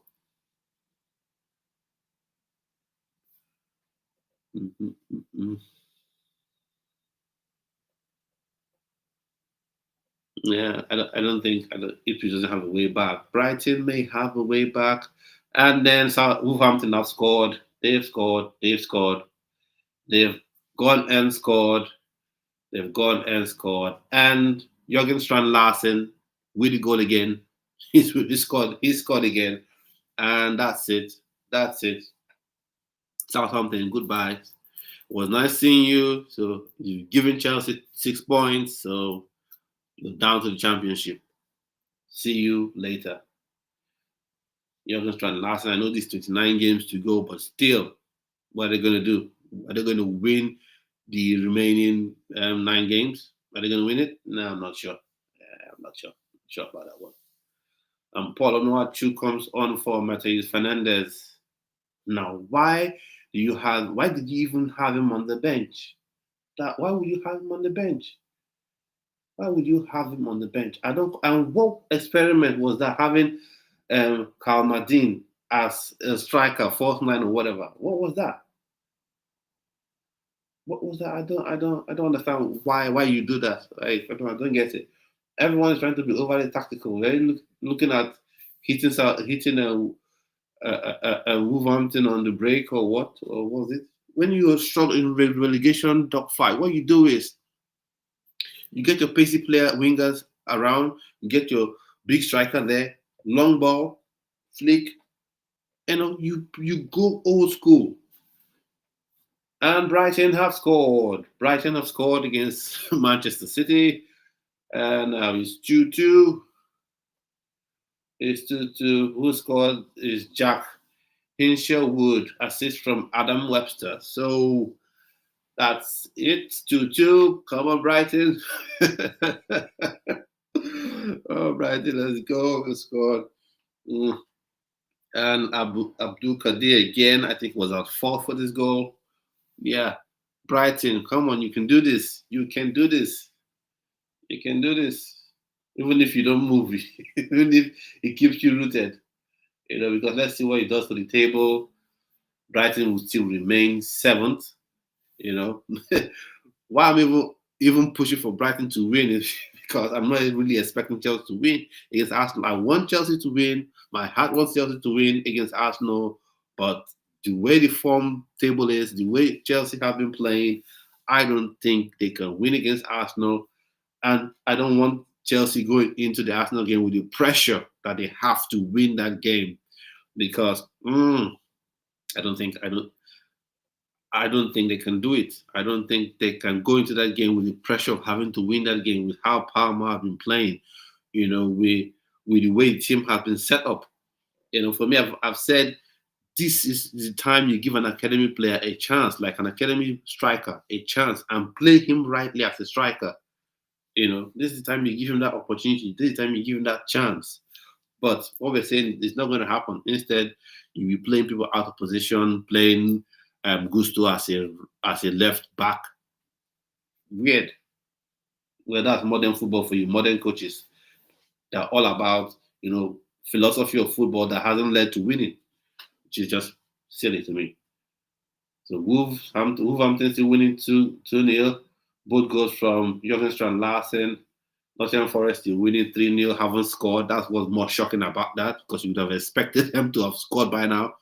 But all in all, I still think Ipswich Town are in for an absolute drubbing, in my opinion. In for an absolute smashing.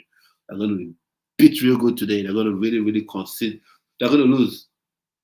And I don't know why. I really want Ipswich Town to lose.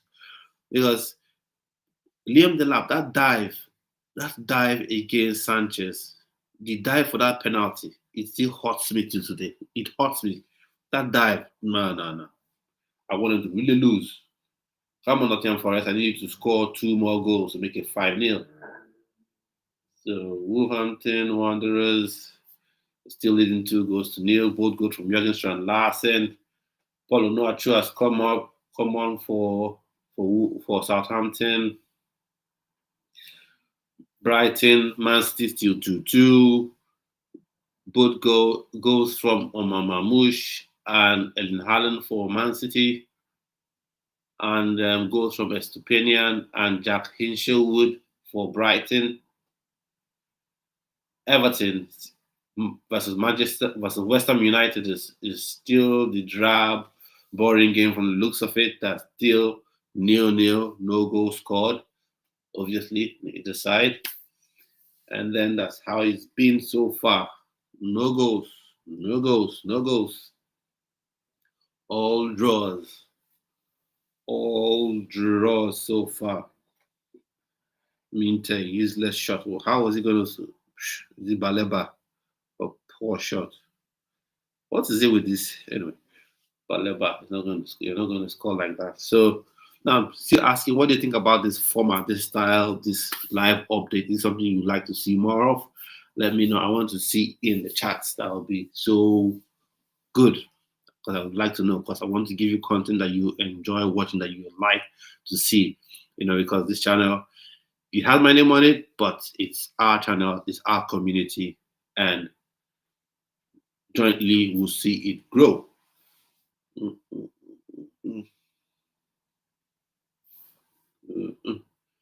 Till 2-2, Man City Brighton, Southampton 0, Wolverhampton 2, Ipswich 0, Nottingham Forest 3. And I'll just say this even without looking: Everton 0, West Ham United 0. So I'm sure that's a very exciting game to watch.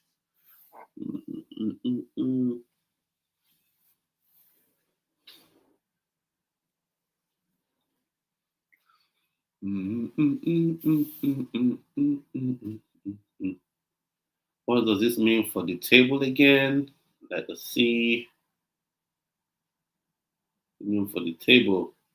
So Liverpool obviously where they are. Man City 5th, Chelsea 4th, with a 2-goal difference advantage, and then Brighton still sat on the 7th spot. So I'm guessing, does that mean they'll get Europa League, or will they get Conference League if everything ends this way? And then, of course, Everton would go above Manchester United, which I would love. They'll be 14th, and Manchester United will be 15th. So they have 34 points. And then Ipswich Town, of course, in the relegation zone for sure. Leicester there, and Southampton as good as gone. They're as good as gone back to the Championship. And who knows, they might even give Russell Martin back his job, to deceive them a little bit more, make them feel like playing good football, sexy football, good football, playing that from the back, even if you have 10 people pressing you into your own box. No worries, still play out from the back, short passes, and then you come to the Premier League and get a shocker. You get, you come to the Premier League and then you see that life is a lot different at the top. And the thing with these managers is their refusal to change. It's one thing you have your style of play, the way you want to play, right? It's fine. Everyone should have the style of play. But the inability or the refusal to adapt to what the opposition, is doing, want to play from the back, but the opposition have like 4 players standing in the box, putting pressure. What do? Can't we go long and see if we can find our wingers, our fullbacks who are flying forward? No. We'll still pass the ball and see how we can pass it through those 5 players standing on the edge of our box. And then you concede, you lose. So it now becomes a question of your ego. They now have huge egos. Oh, win my style of my style, the way I want to play, my philosophy, as opposed to winning or getting results. So that's what the Premier League has turned into. That's what football right now has become. Everybody playing the same way. I miss those days when Bolton had their own style, Stoke would have their own style, Arsenal would have their own style, Chelsea would have their own style, Manchester United would have their own style. I miss those days when you go to Bolton, you may win 2-0, but you come back feeling battered because they've given you a hard time. But now everything wants to play the same way. Everybody wants to play the same way. So Nottingham Forest still leading 3-0 away to Ipswich Town. Man City, Brighton still 2-2. Southampton, Wolverhampton Wanderers still 2-0 in favor of Wolves. And Everton, 0-0. What a wonderful game to watch. Oh, well, like I said, for Everton fans, for West Ham United fans, I'm sure they don't want to lose that game. So it's fine. Probably you see as a neutral, you probably want to see goals, but I understand it. Like they gave us, I don't know, I'm sure some neutral somewhere would like to see, a 6-goal thriller, or would like to see, teams scoring lots of goals. But for me, if Chelsea can win by 1-0, I'm good. If Chelsea can even get the draw, as long as Man City Brighton's game remains a draw, I'm good. You take the point and you move on to the next game. Like I said, my expectation coming into this season was Chelsea should be the best of the rest. You have your Man City, you have your Arsenal, you have your Liverpool, but at the stage of the project, Chelsea should be the best of the rest. Beat every other team, but that hasn't happened this season, now has it? So there we go. Scores still remain the same. Ipswich 0, Nottingham Forest 3, Man City 2, Brighton 2, Southampton 0, Wolves 2. I don't think Southampton, they even look like they're going to score. I don't think they look like they're even going to score, in my opinion. They have to go down. They deserve to go down. First off, why did you keep Russell Martin that long? He should have gone. He should have been long gone. But I'm sure Southampton fans, they want their club to remain in the Premier League, and I wish them all the best. But I still think they deserve to go down anyways. They deserve to go down, in my opinion. Man City, Brighton, still 2-2.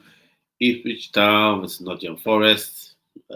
Still 3-0 in favor of Nottingham Forest. 40 minutes rather. So 60 minutes played, so 30 minutes to go. For Man City, Brighton, 31 minutes to go. Southampton, 30 minutes to go, which is still a long time. Half an hour in football, it could be like a century. So it's good. Substitution, Savinho is coming up for Man City. And Bernardo Silva is coming on. Oh, and that goal was given as an own goal. Ooh, I thought it would have been given to Hinshelwood.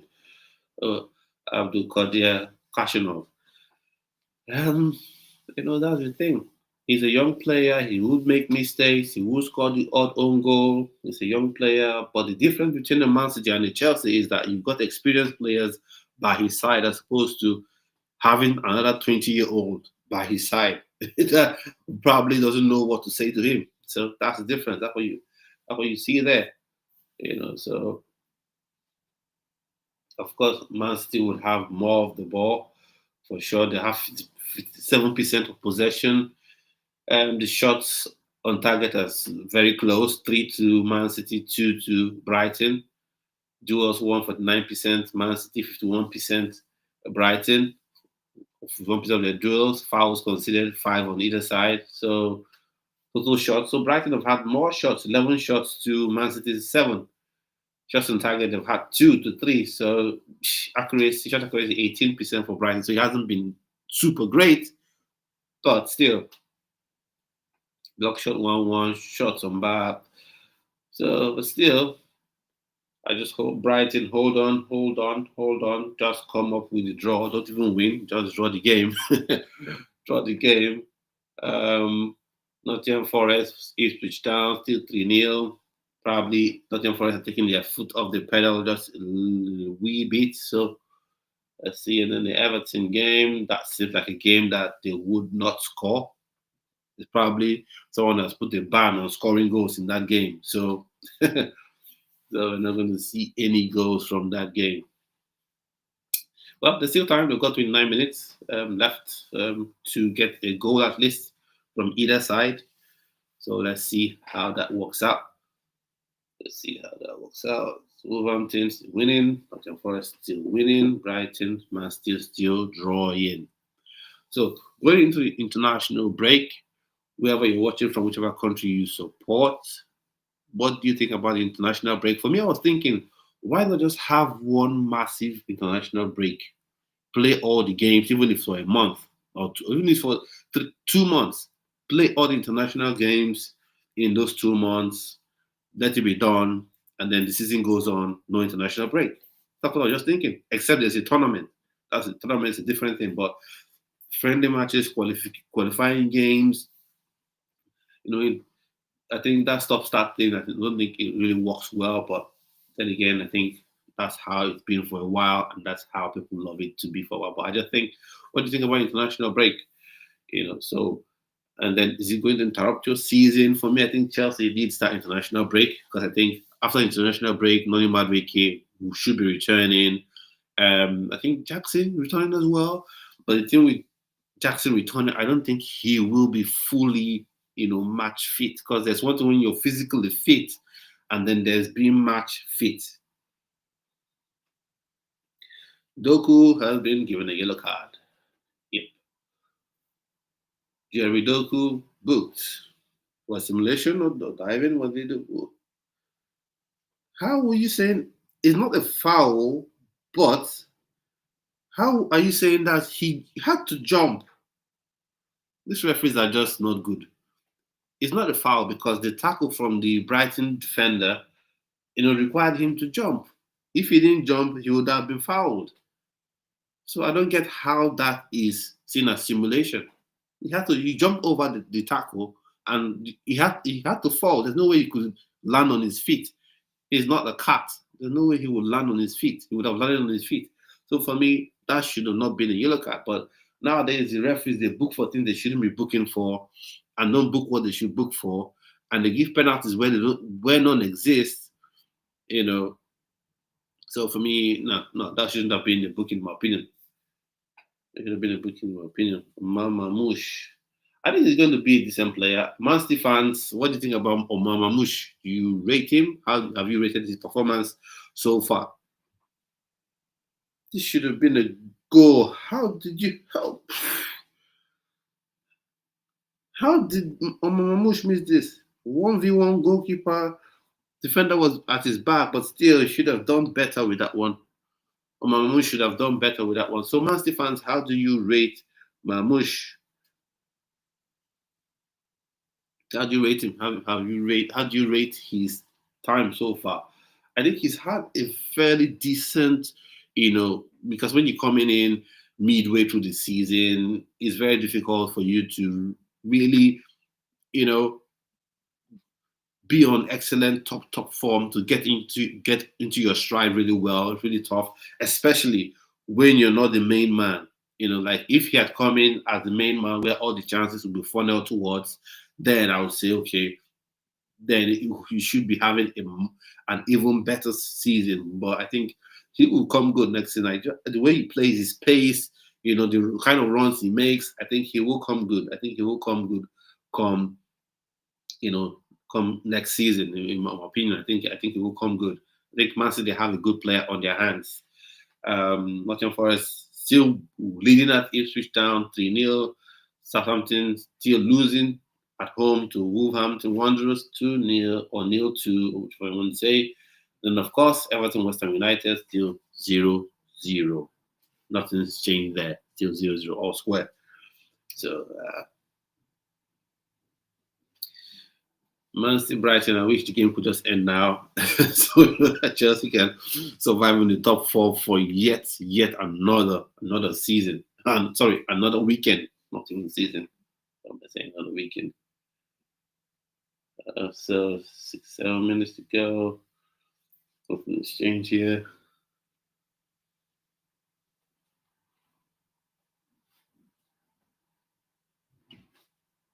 Mm-mm-mm. Mm-mm-mm. What's happening? Mm-mm-mm. So, whatever club you support, are you happy with your team squad? You think they should do some business? I know what's funny.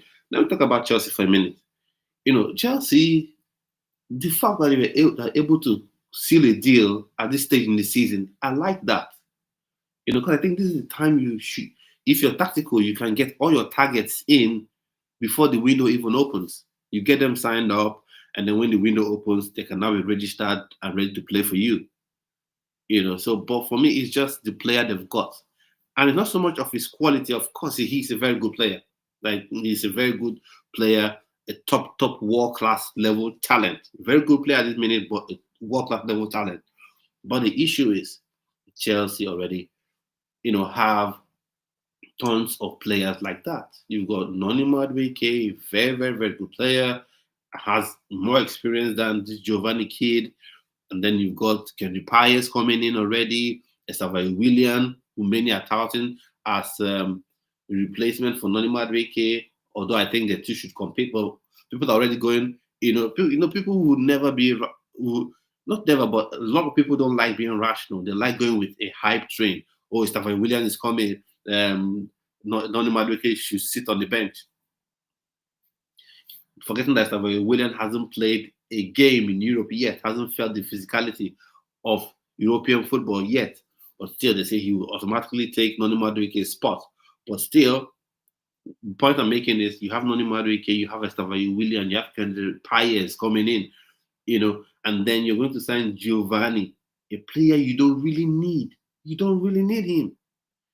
You don't really need him. In my opinion, you don't need him. And again, you look at the way um, Enzo Maresca plays, this inverted thing would not work with this Giovanni kid. So even if you're playing at right back, it won't work with him having to invest into midfield. That's not just going to help. So if he's going to play at right wing, you have Estevao William and Madueke already there. So what are you going to do? Are you going to sell Noni Madueke and to have two very inexperienced wingers vying for that role there? Because at 2026, he's going to be 19. And Estevao William, I think, will be 19 as well in 2026.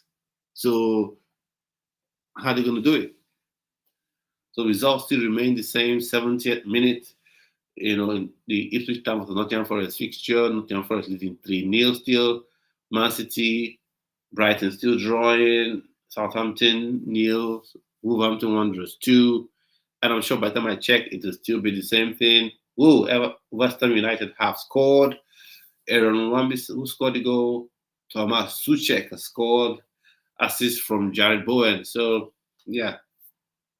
What does he even do for them? Does he even do anything? Does it mean? So, whatever happens in the Everton West Ham United game, Manchester United still remains 15th. Oh, that's so funny. That's funny. I like it though. It's funny and I like it.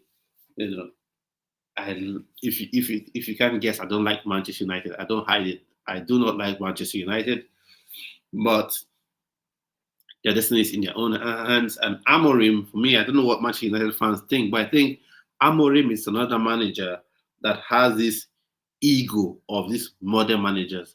I must play my style of football, irrespective of what the realities around him is. One, more than half the squad, if we believe what people say, if we believe what Manchester United fans are saying, more than half the squad will be sold. So if more than half the squad will be sold, then why are you playing a style that doesn't suit them? Wouldn't it benefit you to play them in a way, that will put them in their best position, put them in the shop window so they can be sold for good money, and then in the summer transfer window, you get the players you want pre-season. You then play the style you want. Because this argument of, oh, we're trying to get the philosophy ingrained in the players. Which players?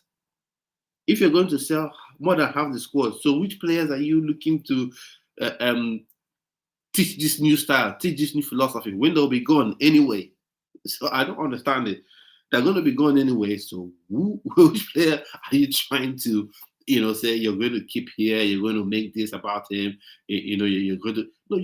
They're going to leave. So what is the point of still having them there when you know they're going to be gone? Why? So, but modern managers and their egos, they don't look at reality. All they think about is my style of football, my philosophy of football. Nothing else matters to them.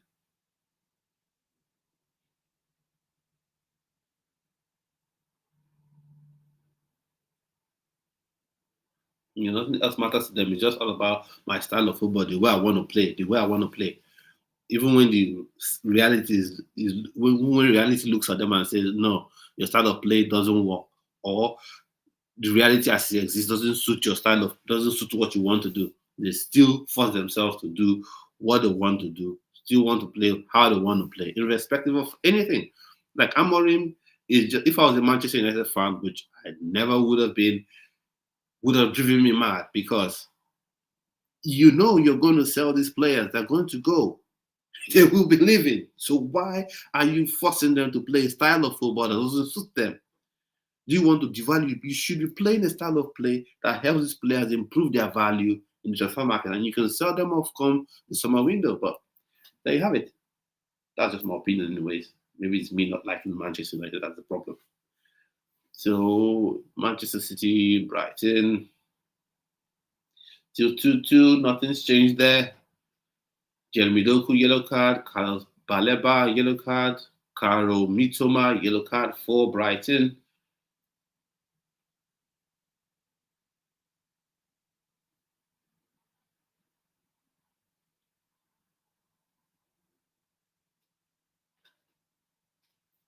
So West Ham United still leading Everton 1-0. Ipswich Town still losing at home by 3 goals. Man City still drawing. Southampton still. Oh, look, they scored! Yay! They scored, yeah. So who scored for Southampton? So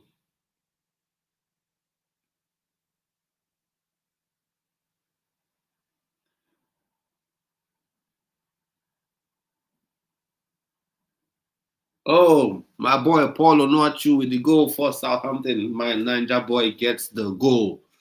So sign more Nigerian players, Premier League clubs. You want to get goals? Nigerian strikers.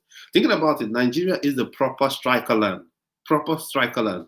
Victor Latunji, of course, we're talking about Victor Osimhen, Victor Boniface, Durushimi, Rafi Durushimi that plays for Victoria Pleasant. So Nigeria is striker land. Striker land. You want to get your striker that can get you goals? Sign a Nigerian striker.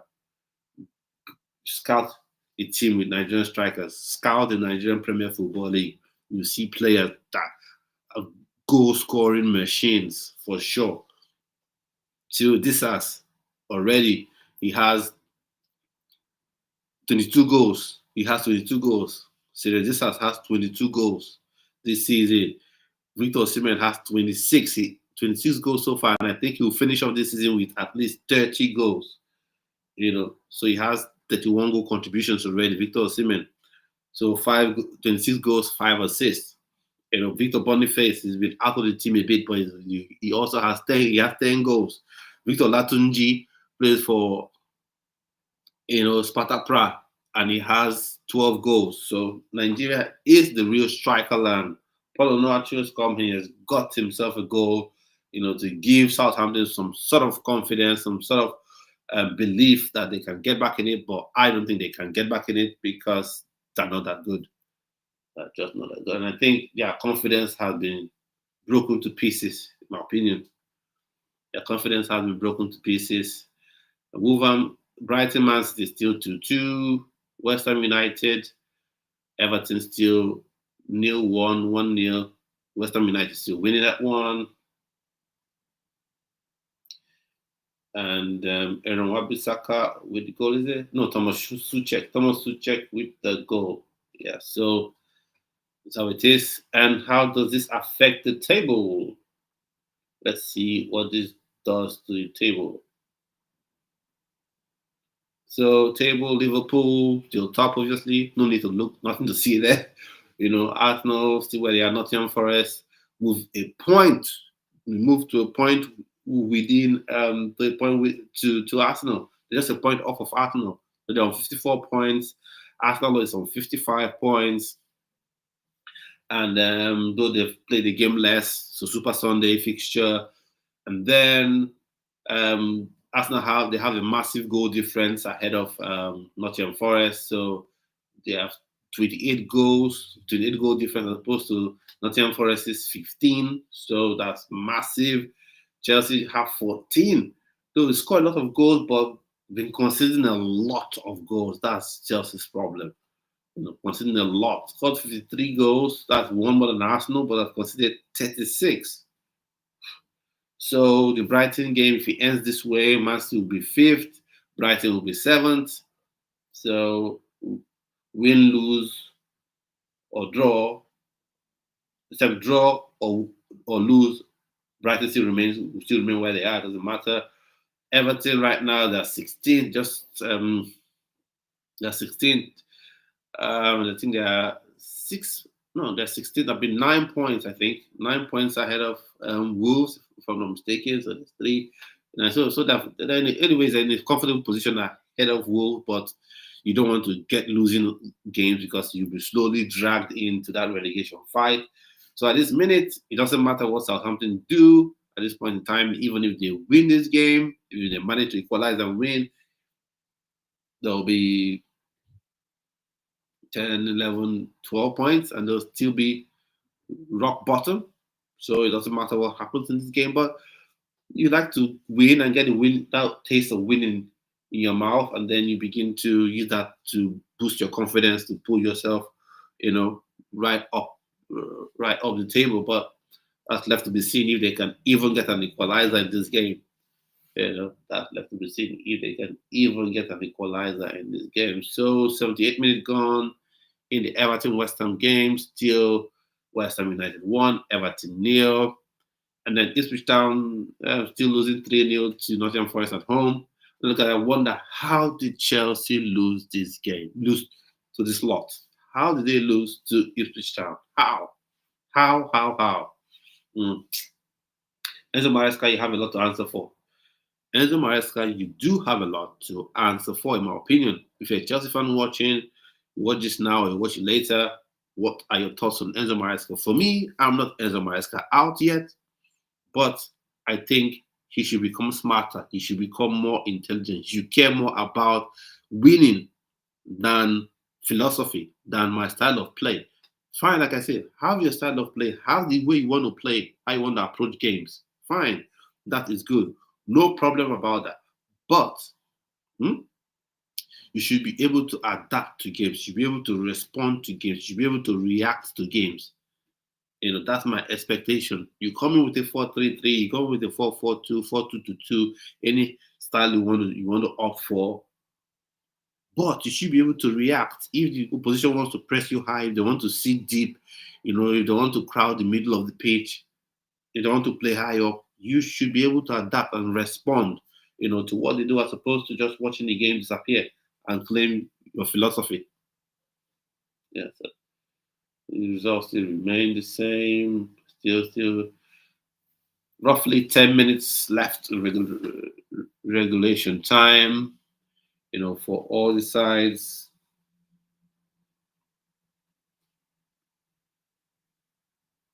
Yeah. I think Doku, people try to be too harsh on Doku. I think Doku, for me, maybe it's just a thing of preference. While Jack Grealish is very talented, no doubt about it, for me, I still think Doku, Jeremy Doku is the kind of winger I like, because he can run at you, he can look to, dribble, get past his fullback. That's more exciting to me, as opposed to hold the ball, drift, and then pass it back. Hold the ball, drift, pass it back. I was watching the stream once, and a Man City fan was trying to defend that sort of play. That's why, and he was trying to say that's why Guardiola signed, Grealish. Like what? You hold the ball, you drift, drift, drift. Oh, I should have been a goal. Missed it.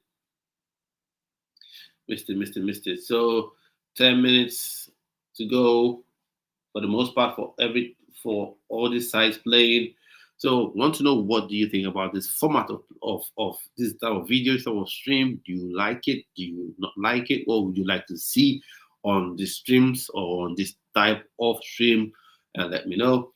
So well, we can. I know they still have 9 minutes left to play plus injury time, but I can confidently say Nottingham Forest have beaten Ipswich Town. I've called it right now. That's it. I don't think I will be wrong with that one, because I don't think Ipswich Town they have much bite left in them. They have much strength left in them. So for me, that's cotton for them for this fixture, anyways. And then Man City, a goal can come in at any time from Man City, even if they're not the best in their best form so far. But I still think they can sneak a goal, even if I don't want them to be able to score any more goals, either a Brighton goal or no more, or the scoring is done. That's what I want to see. That's what I want to see. Either a Brighton goal or no goals. Mhm.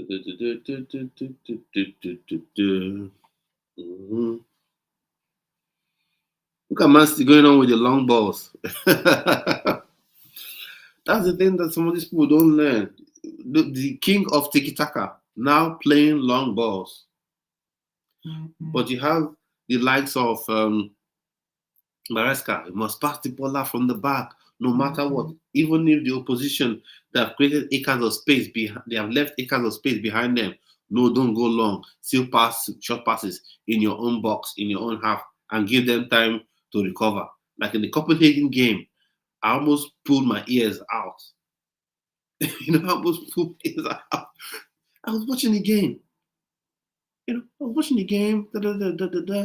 Though Chelsea will have a chance to hit on a quick counter attack. No, they wouldn't. They'll pass the ball slowly, slowly, slowly, give the Copenhagen defenders all the time in the world to fall back and defend. What is going on? So what's the point of what you're trying to do? But I guess that's modern football. Everybody wants to pass from the back, winning by 1,000 passes. So let's see if that can happen tomorrow. Whoa! Ipswich Town have scored one goal to Ipswich Town, but they're still losing away 3-1. Okay, yes, like Kajuste has scored, assist from Jack Clark. Jack Clark, is he the same guy that was linked to Spurs at some point? Is he the same guy that was meant to be the next big thing? That one man in the mask comes on, and he came on the 80th minute for Nottingham Forest. Christopher Wood. Chris Wood is off. So Broadhead on for Liam Delap off. George Hurst on. So 3-1. But I said the game is over. They may get to go back. They've gotten one back, but it's done. If you're Nottingham fan, don't worry. I assure you, it's done. You can take it to the bank. Nottingham Forest have won this game. It's over. There's nothing Ipswich Town can do. It's over. Man City, 6 minutes left to play. 2-2. Man City 2, Brighton 2, Southampton 1, Wolverhampton Wanderers 2. Still 4 minutes left on the clock of regulation time, anyways. And then Everton 1-0 to West Ham United. 5 minutes left on the clock to go. So let's see what happens with that one. So you can tell, I'm just waiting for the Man City game to end. That's the game I want to be over. Just end at 0-0, at 2-2. Let's all stay pat, stay the way we started the weekend on. Just in fourth, Man City in fifth, and then Brighton, wherever they are, I think seventh. I think whatever they do, they'll still finish seventh. So I don't want them to win. I don't want them to lose. draw is the perfect outcome for me. Perfect outcome for me. Mhm. Perfect outcome for me. Everton nil, West Ham United one still, and of course, who got the goal? Aaron Wan-Bissaka got the goal, and whoa, Nottingham Forest responded. Of course, they've smashed in another goal. That's 4-1. The leading 4-1. So who got the assist? Jota Silva got the assist for. Oh, Jota Silva got the goal, sorry, and then Morgan Gibbs White got the goal. So 4-1. It's more like Nottingham Forest.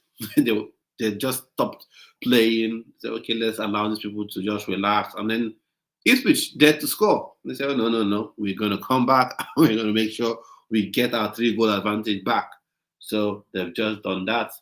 And like I said, it's done. If you're a Nottingham Forest fan, I'm sure you already know this. This game is over. So you can go have a cereal, have a coffee, just chill, relax, because the game is done. It's done, done, done. It's over. It's over. So West Ham, it's 3 minutes to go in regulation time. Um, leading 1-0. Nottingham Forest leading 4-1. Manchester City, Brighton 2-2.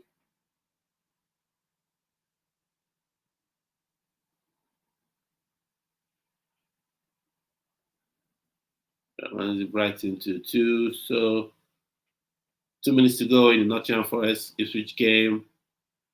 3 minutes to go in the Man City Brighton game, and 2 minutes to go in the Southampton Wolverhampton game. Yeah, West Ham United, Everton, 2 minutes to go.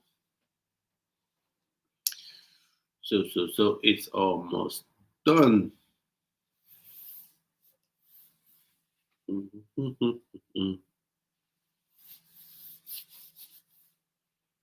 It's almost over. Almost over. Almost over. It's done. Come on, Brighton. Hold on, hold on, hold on. You can do this, Brighton. Come on. Yes, you can. Yes, you can. When you're having to hope and pray, Brighton doesn't win a game, and hoping and praying that they draw a game because your team just can't seem to win a game. That's the state of where Chelsea is at this minute. That's the state of where Chelsea is at this minute, which is just sad. Sad. I know a lot of blue coal, Clear Lakes supporters will jump on this and say, "Oh, what do you mean? Oh, the long-term plan, long-term plan. Abramovich era. This Abramovich era. He won. He kept winning things for 20 years plus. They say it was going to be short-term, but he kept winning for 2 decades and a bit. And he never let the team rot. He always replenished. Do you know why people don't want to appreciate Abramovich towards the end of his era? It was because we have our legend as a coach. That's Frank Lampard. We had him there. So no one wants to criticize him. But you forgot that he was backed. Kai Havertz was a top player. Was a top player. He was signed, a top player everyone wanted. He signed for Chelsea. Timo Werner, Jurgen Klopp wanted him. He signed for Chelsea. And on the back of off the back of a good or excellent season. So it wasn't like he sat on his arms and let things just happen. He didn't. He kept improving the team. People say let the team get spoiled. What there was in the what rot. He backed our legend. He backed Frank Lampard. But because it was Frank Lampard, everybody, is now keeping quiet. Everybody's acting like it didn't happen. Some are now calling for Pulisic. Some Chelsea fans are calling for Pulisic, but they ignored the person that kept him on the bench while he was at Chelsea. They ignored that fact. So this thing of where you have people you don't criticize, whether it's a Cobham graduate or an ex-player who is now a manager, you refuse to criticize them. When they do good, you praise them, be objective.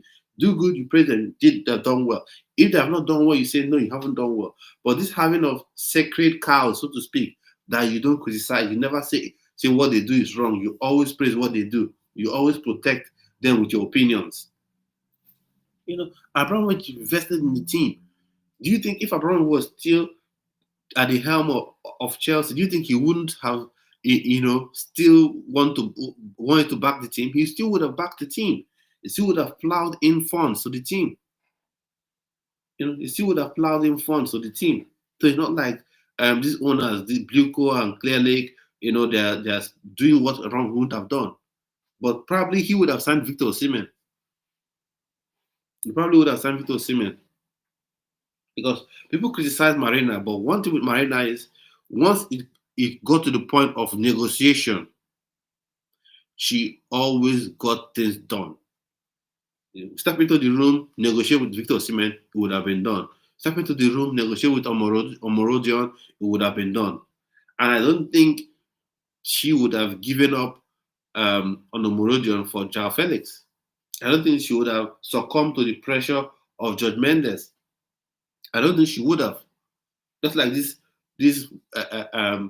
sporting directors are doing, they're succumbing to pressure because they're not used to dealing with those players, those level of agents at that top level. They're not used to doing it because shopping for Brighton is different from shopping for Chelsea. That's the truth. That's why they keep going to the same shop to sign the same caliber of players. But anyways, let's still focus on this one. So it's still 4-1 to Nottingham Forest, 2-2 with 1 minute of regulation time to go between Man City and Brighton. Southampton 1, Wolverhampton Wanderers 2, and West Ham United 1, Everton 0. So 4 minutes on the clock. That's added time. We've come to the end of regulation time for the Man City game. So it's now 3 minutes left on the clock. The game should be almost finishing now. I say Nottingham Forest, that game is won and obviously lost. And Man City still 2-2, is it? 2-2. Southampton 1 still, Wolverhampton 2.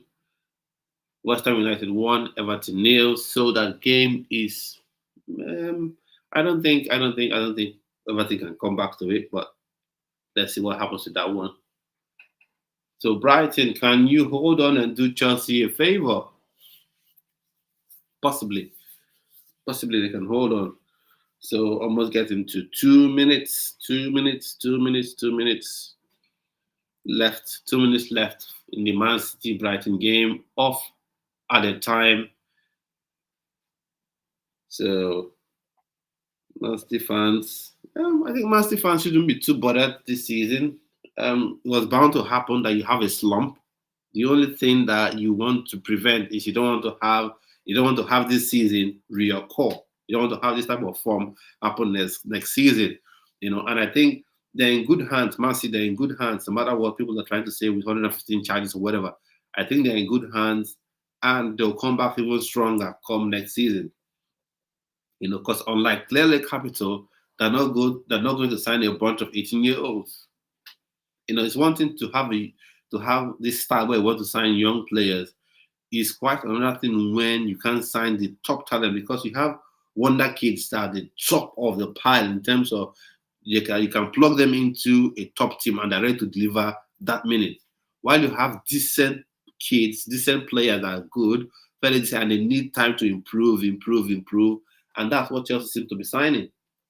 Forget that's the players that Brighton want to sign. Type of players that Brighton like to sign so they can develop at Brighton and get sold. But Chelsea, you should be getting those cream of the crop players, those top level players. Even if you're signing a 20-year-old, there's some 20-year-olds that are ready to go now. So the 20-year-olds are ready to go right now. They're ready to go. But what we're having people who are not like ready. People who are not like ready, who are not ready to go, and you keep signing players like Brighton sign players. Full-time game is all over. It's up. Man City 2, Brighton 2, Ipswich down 2, Nottingham Forest 4. See, that game was over 2 centuries ago. Everton 1, West Ham United 1. Oh, uh, uh, uh, uh. Full time 1-1. So 1-1. Thomas Suchek. So who got the goal for Everton? Is it Dakore? Who got the goal for Jack O'Brien? Jake O'Brien rather got the goal for Everton, assisted by Idrissa Gueye. That's an interesting midfielder, but Chelsea are never going to sign any midfielder with experience. So 1-1 for Everton, 1-1 Everton West Ham United, 4-2 Nottingham Forest win against Ipswich Town, Man City 2, Brighton 2, Southampton 1, Wolverhampton 2. So let's see what it does to the table. Now, the table, of course, forget about Chelsea remaining top 4 and then just a point ahead of Man City. Brighton remains 7th spot, nothing changes there. Everton are back at 14th, and Man United remain 15th. And West Ham are 16th right now, 34 points. Level on points is Manchester United.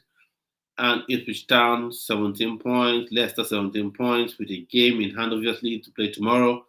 And then Southampton stuck to the bottom of the table.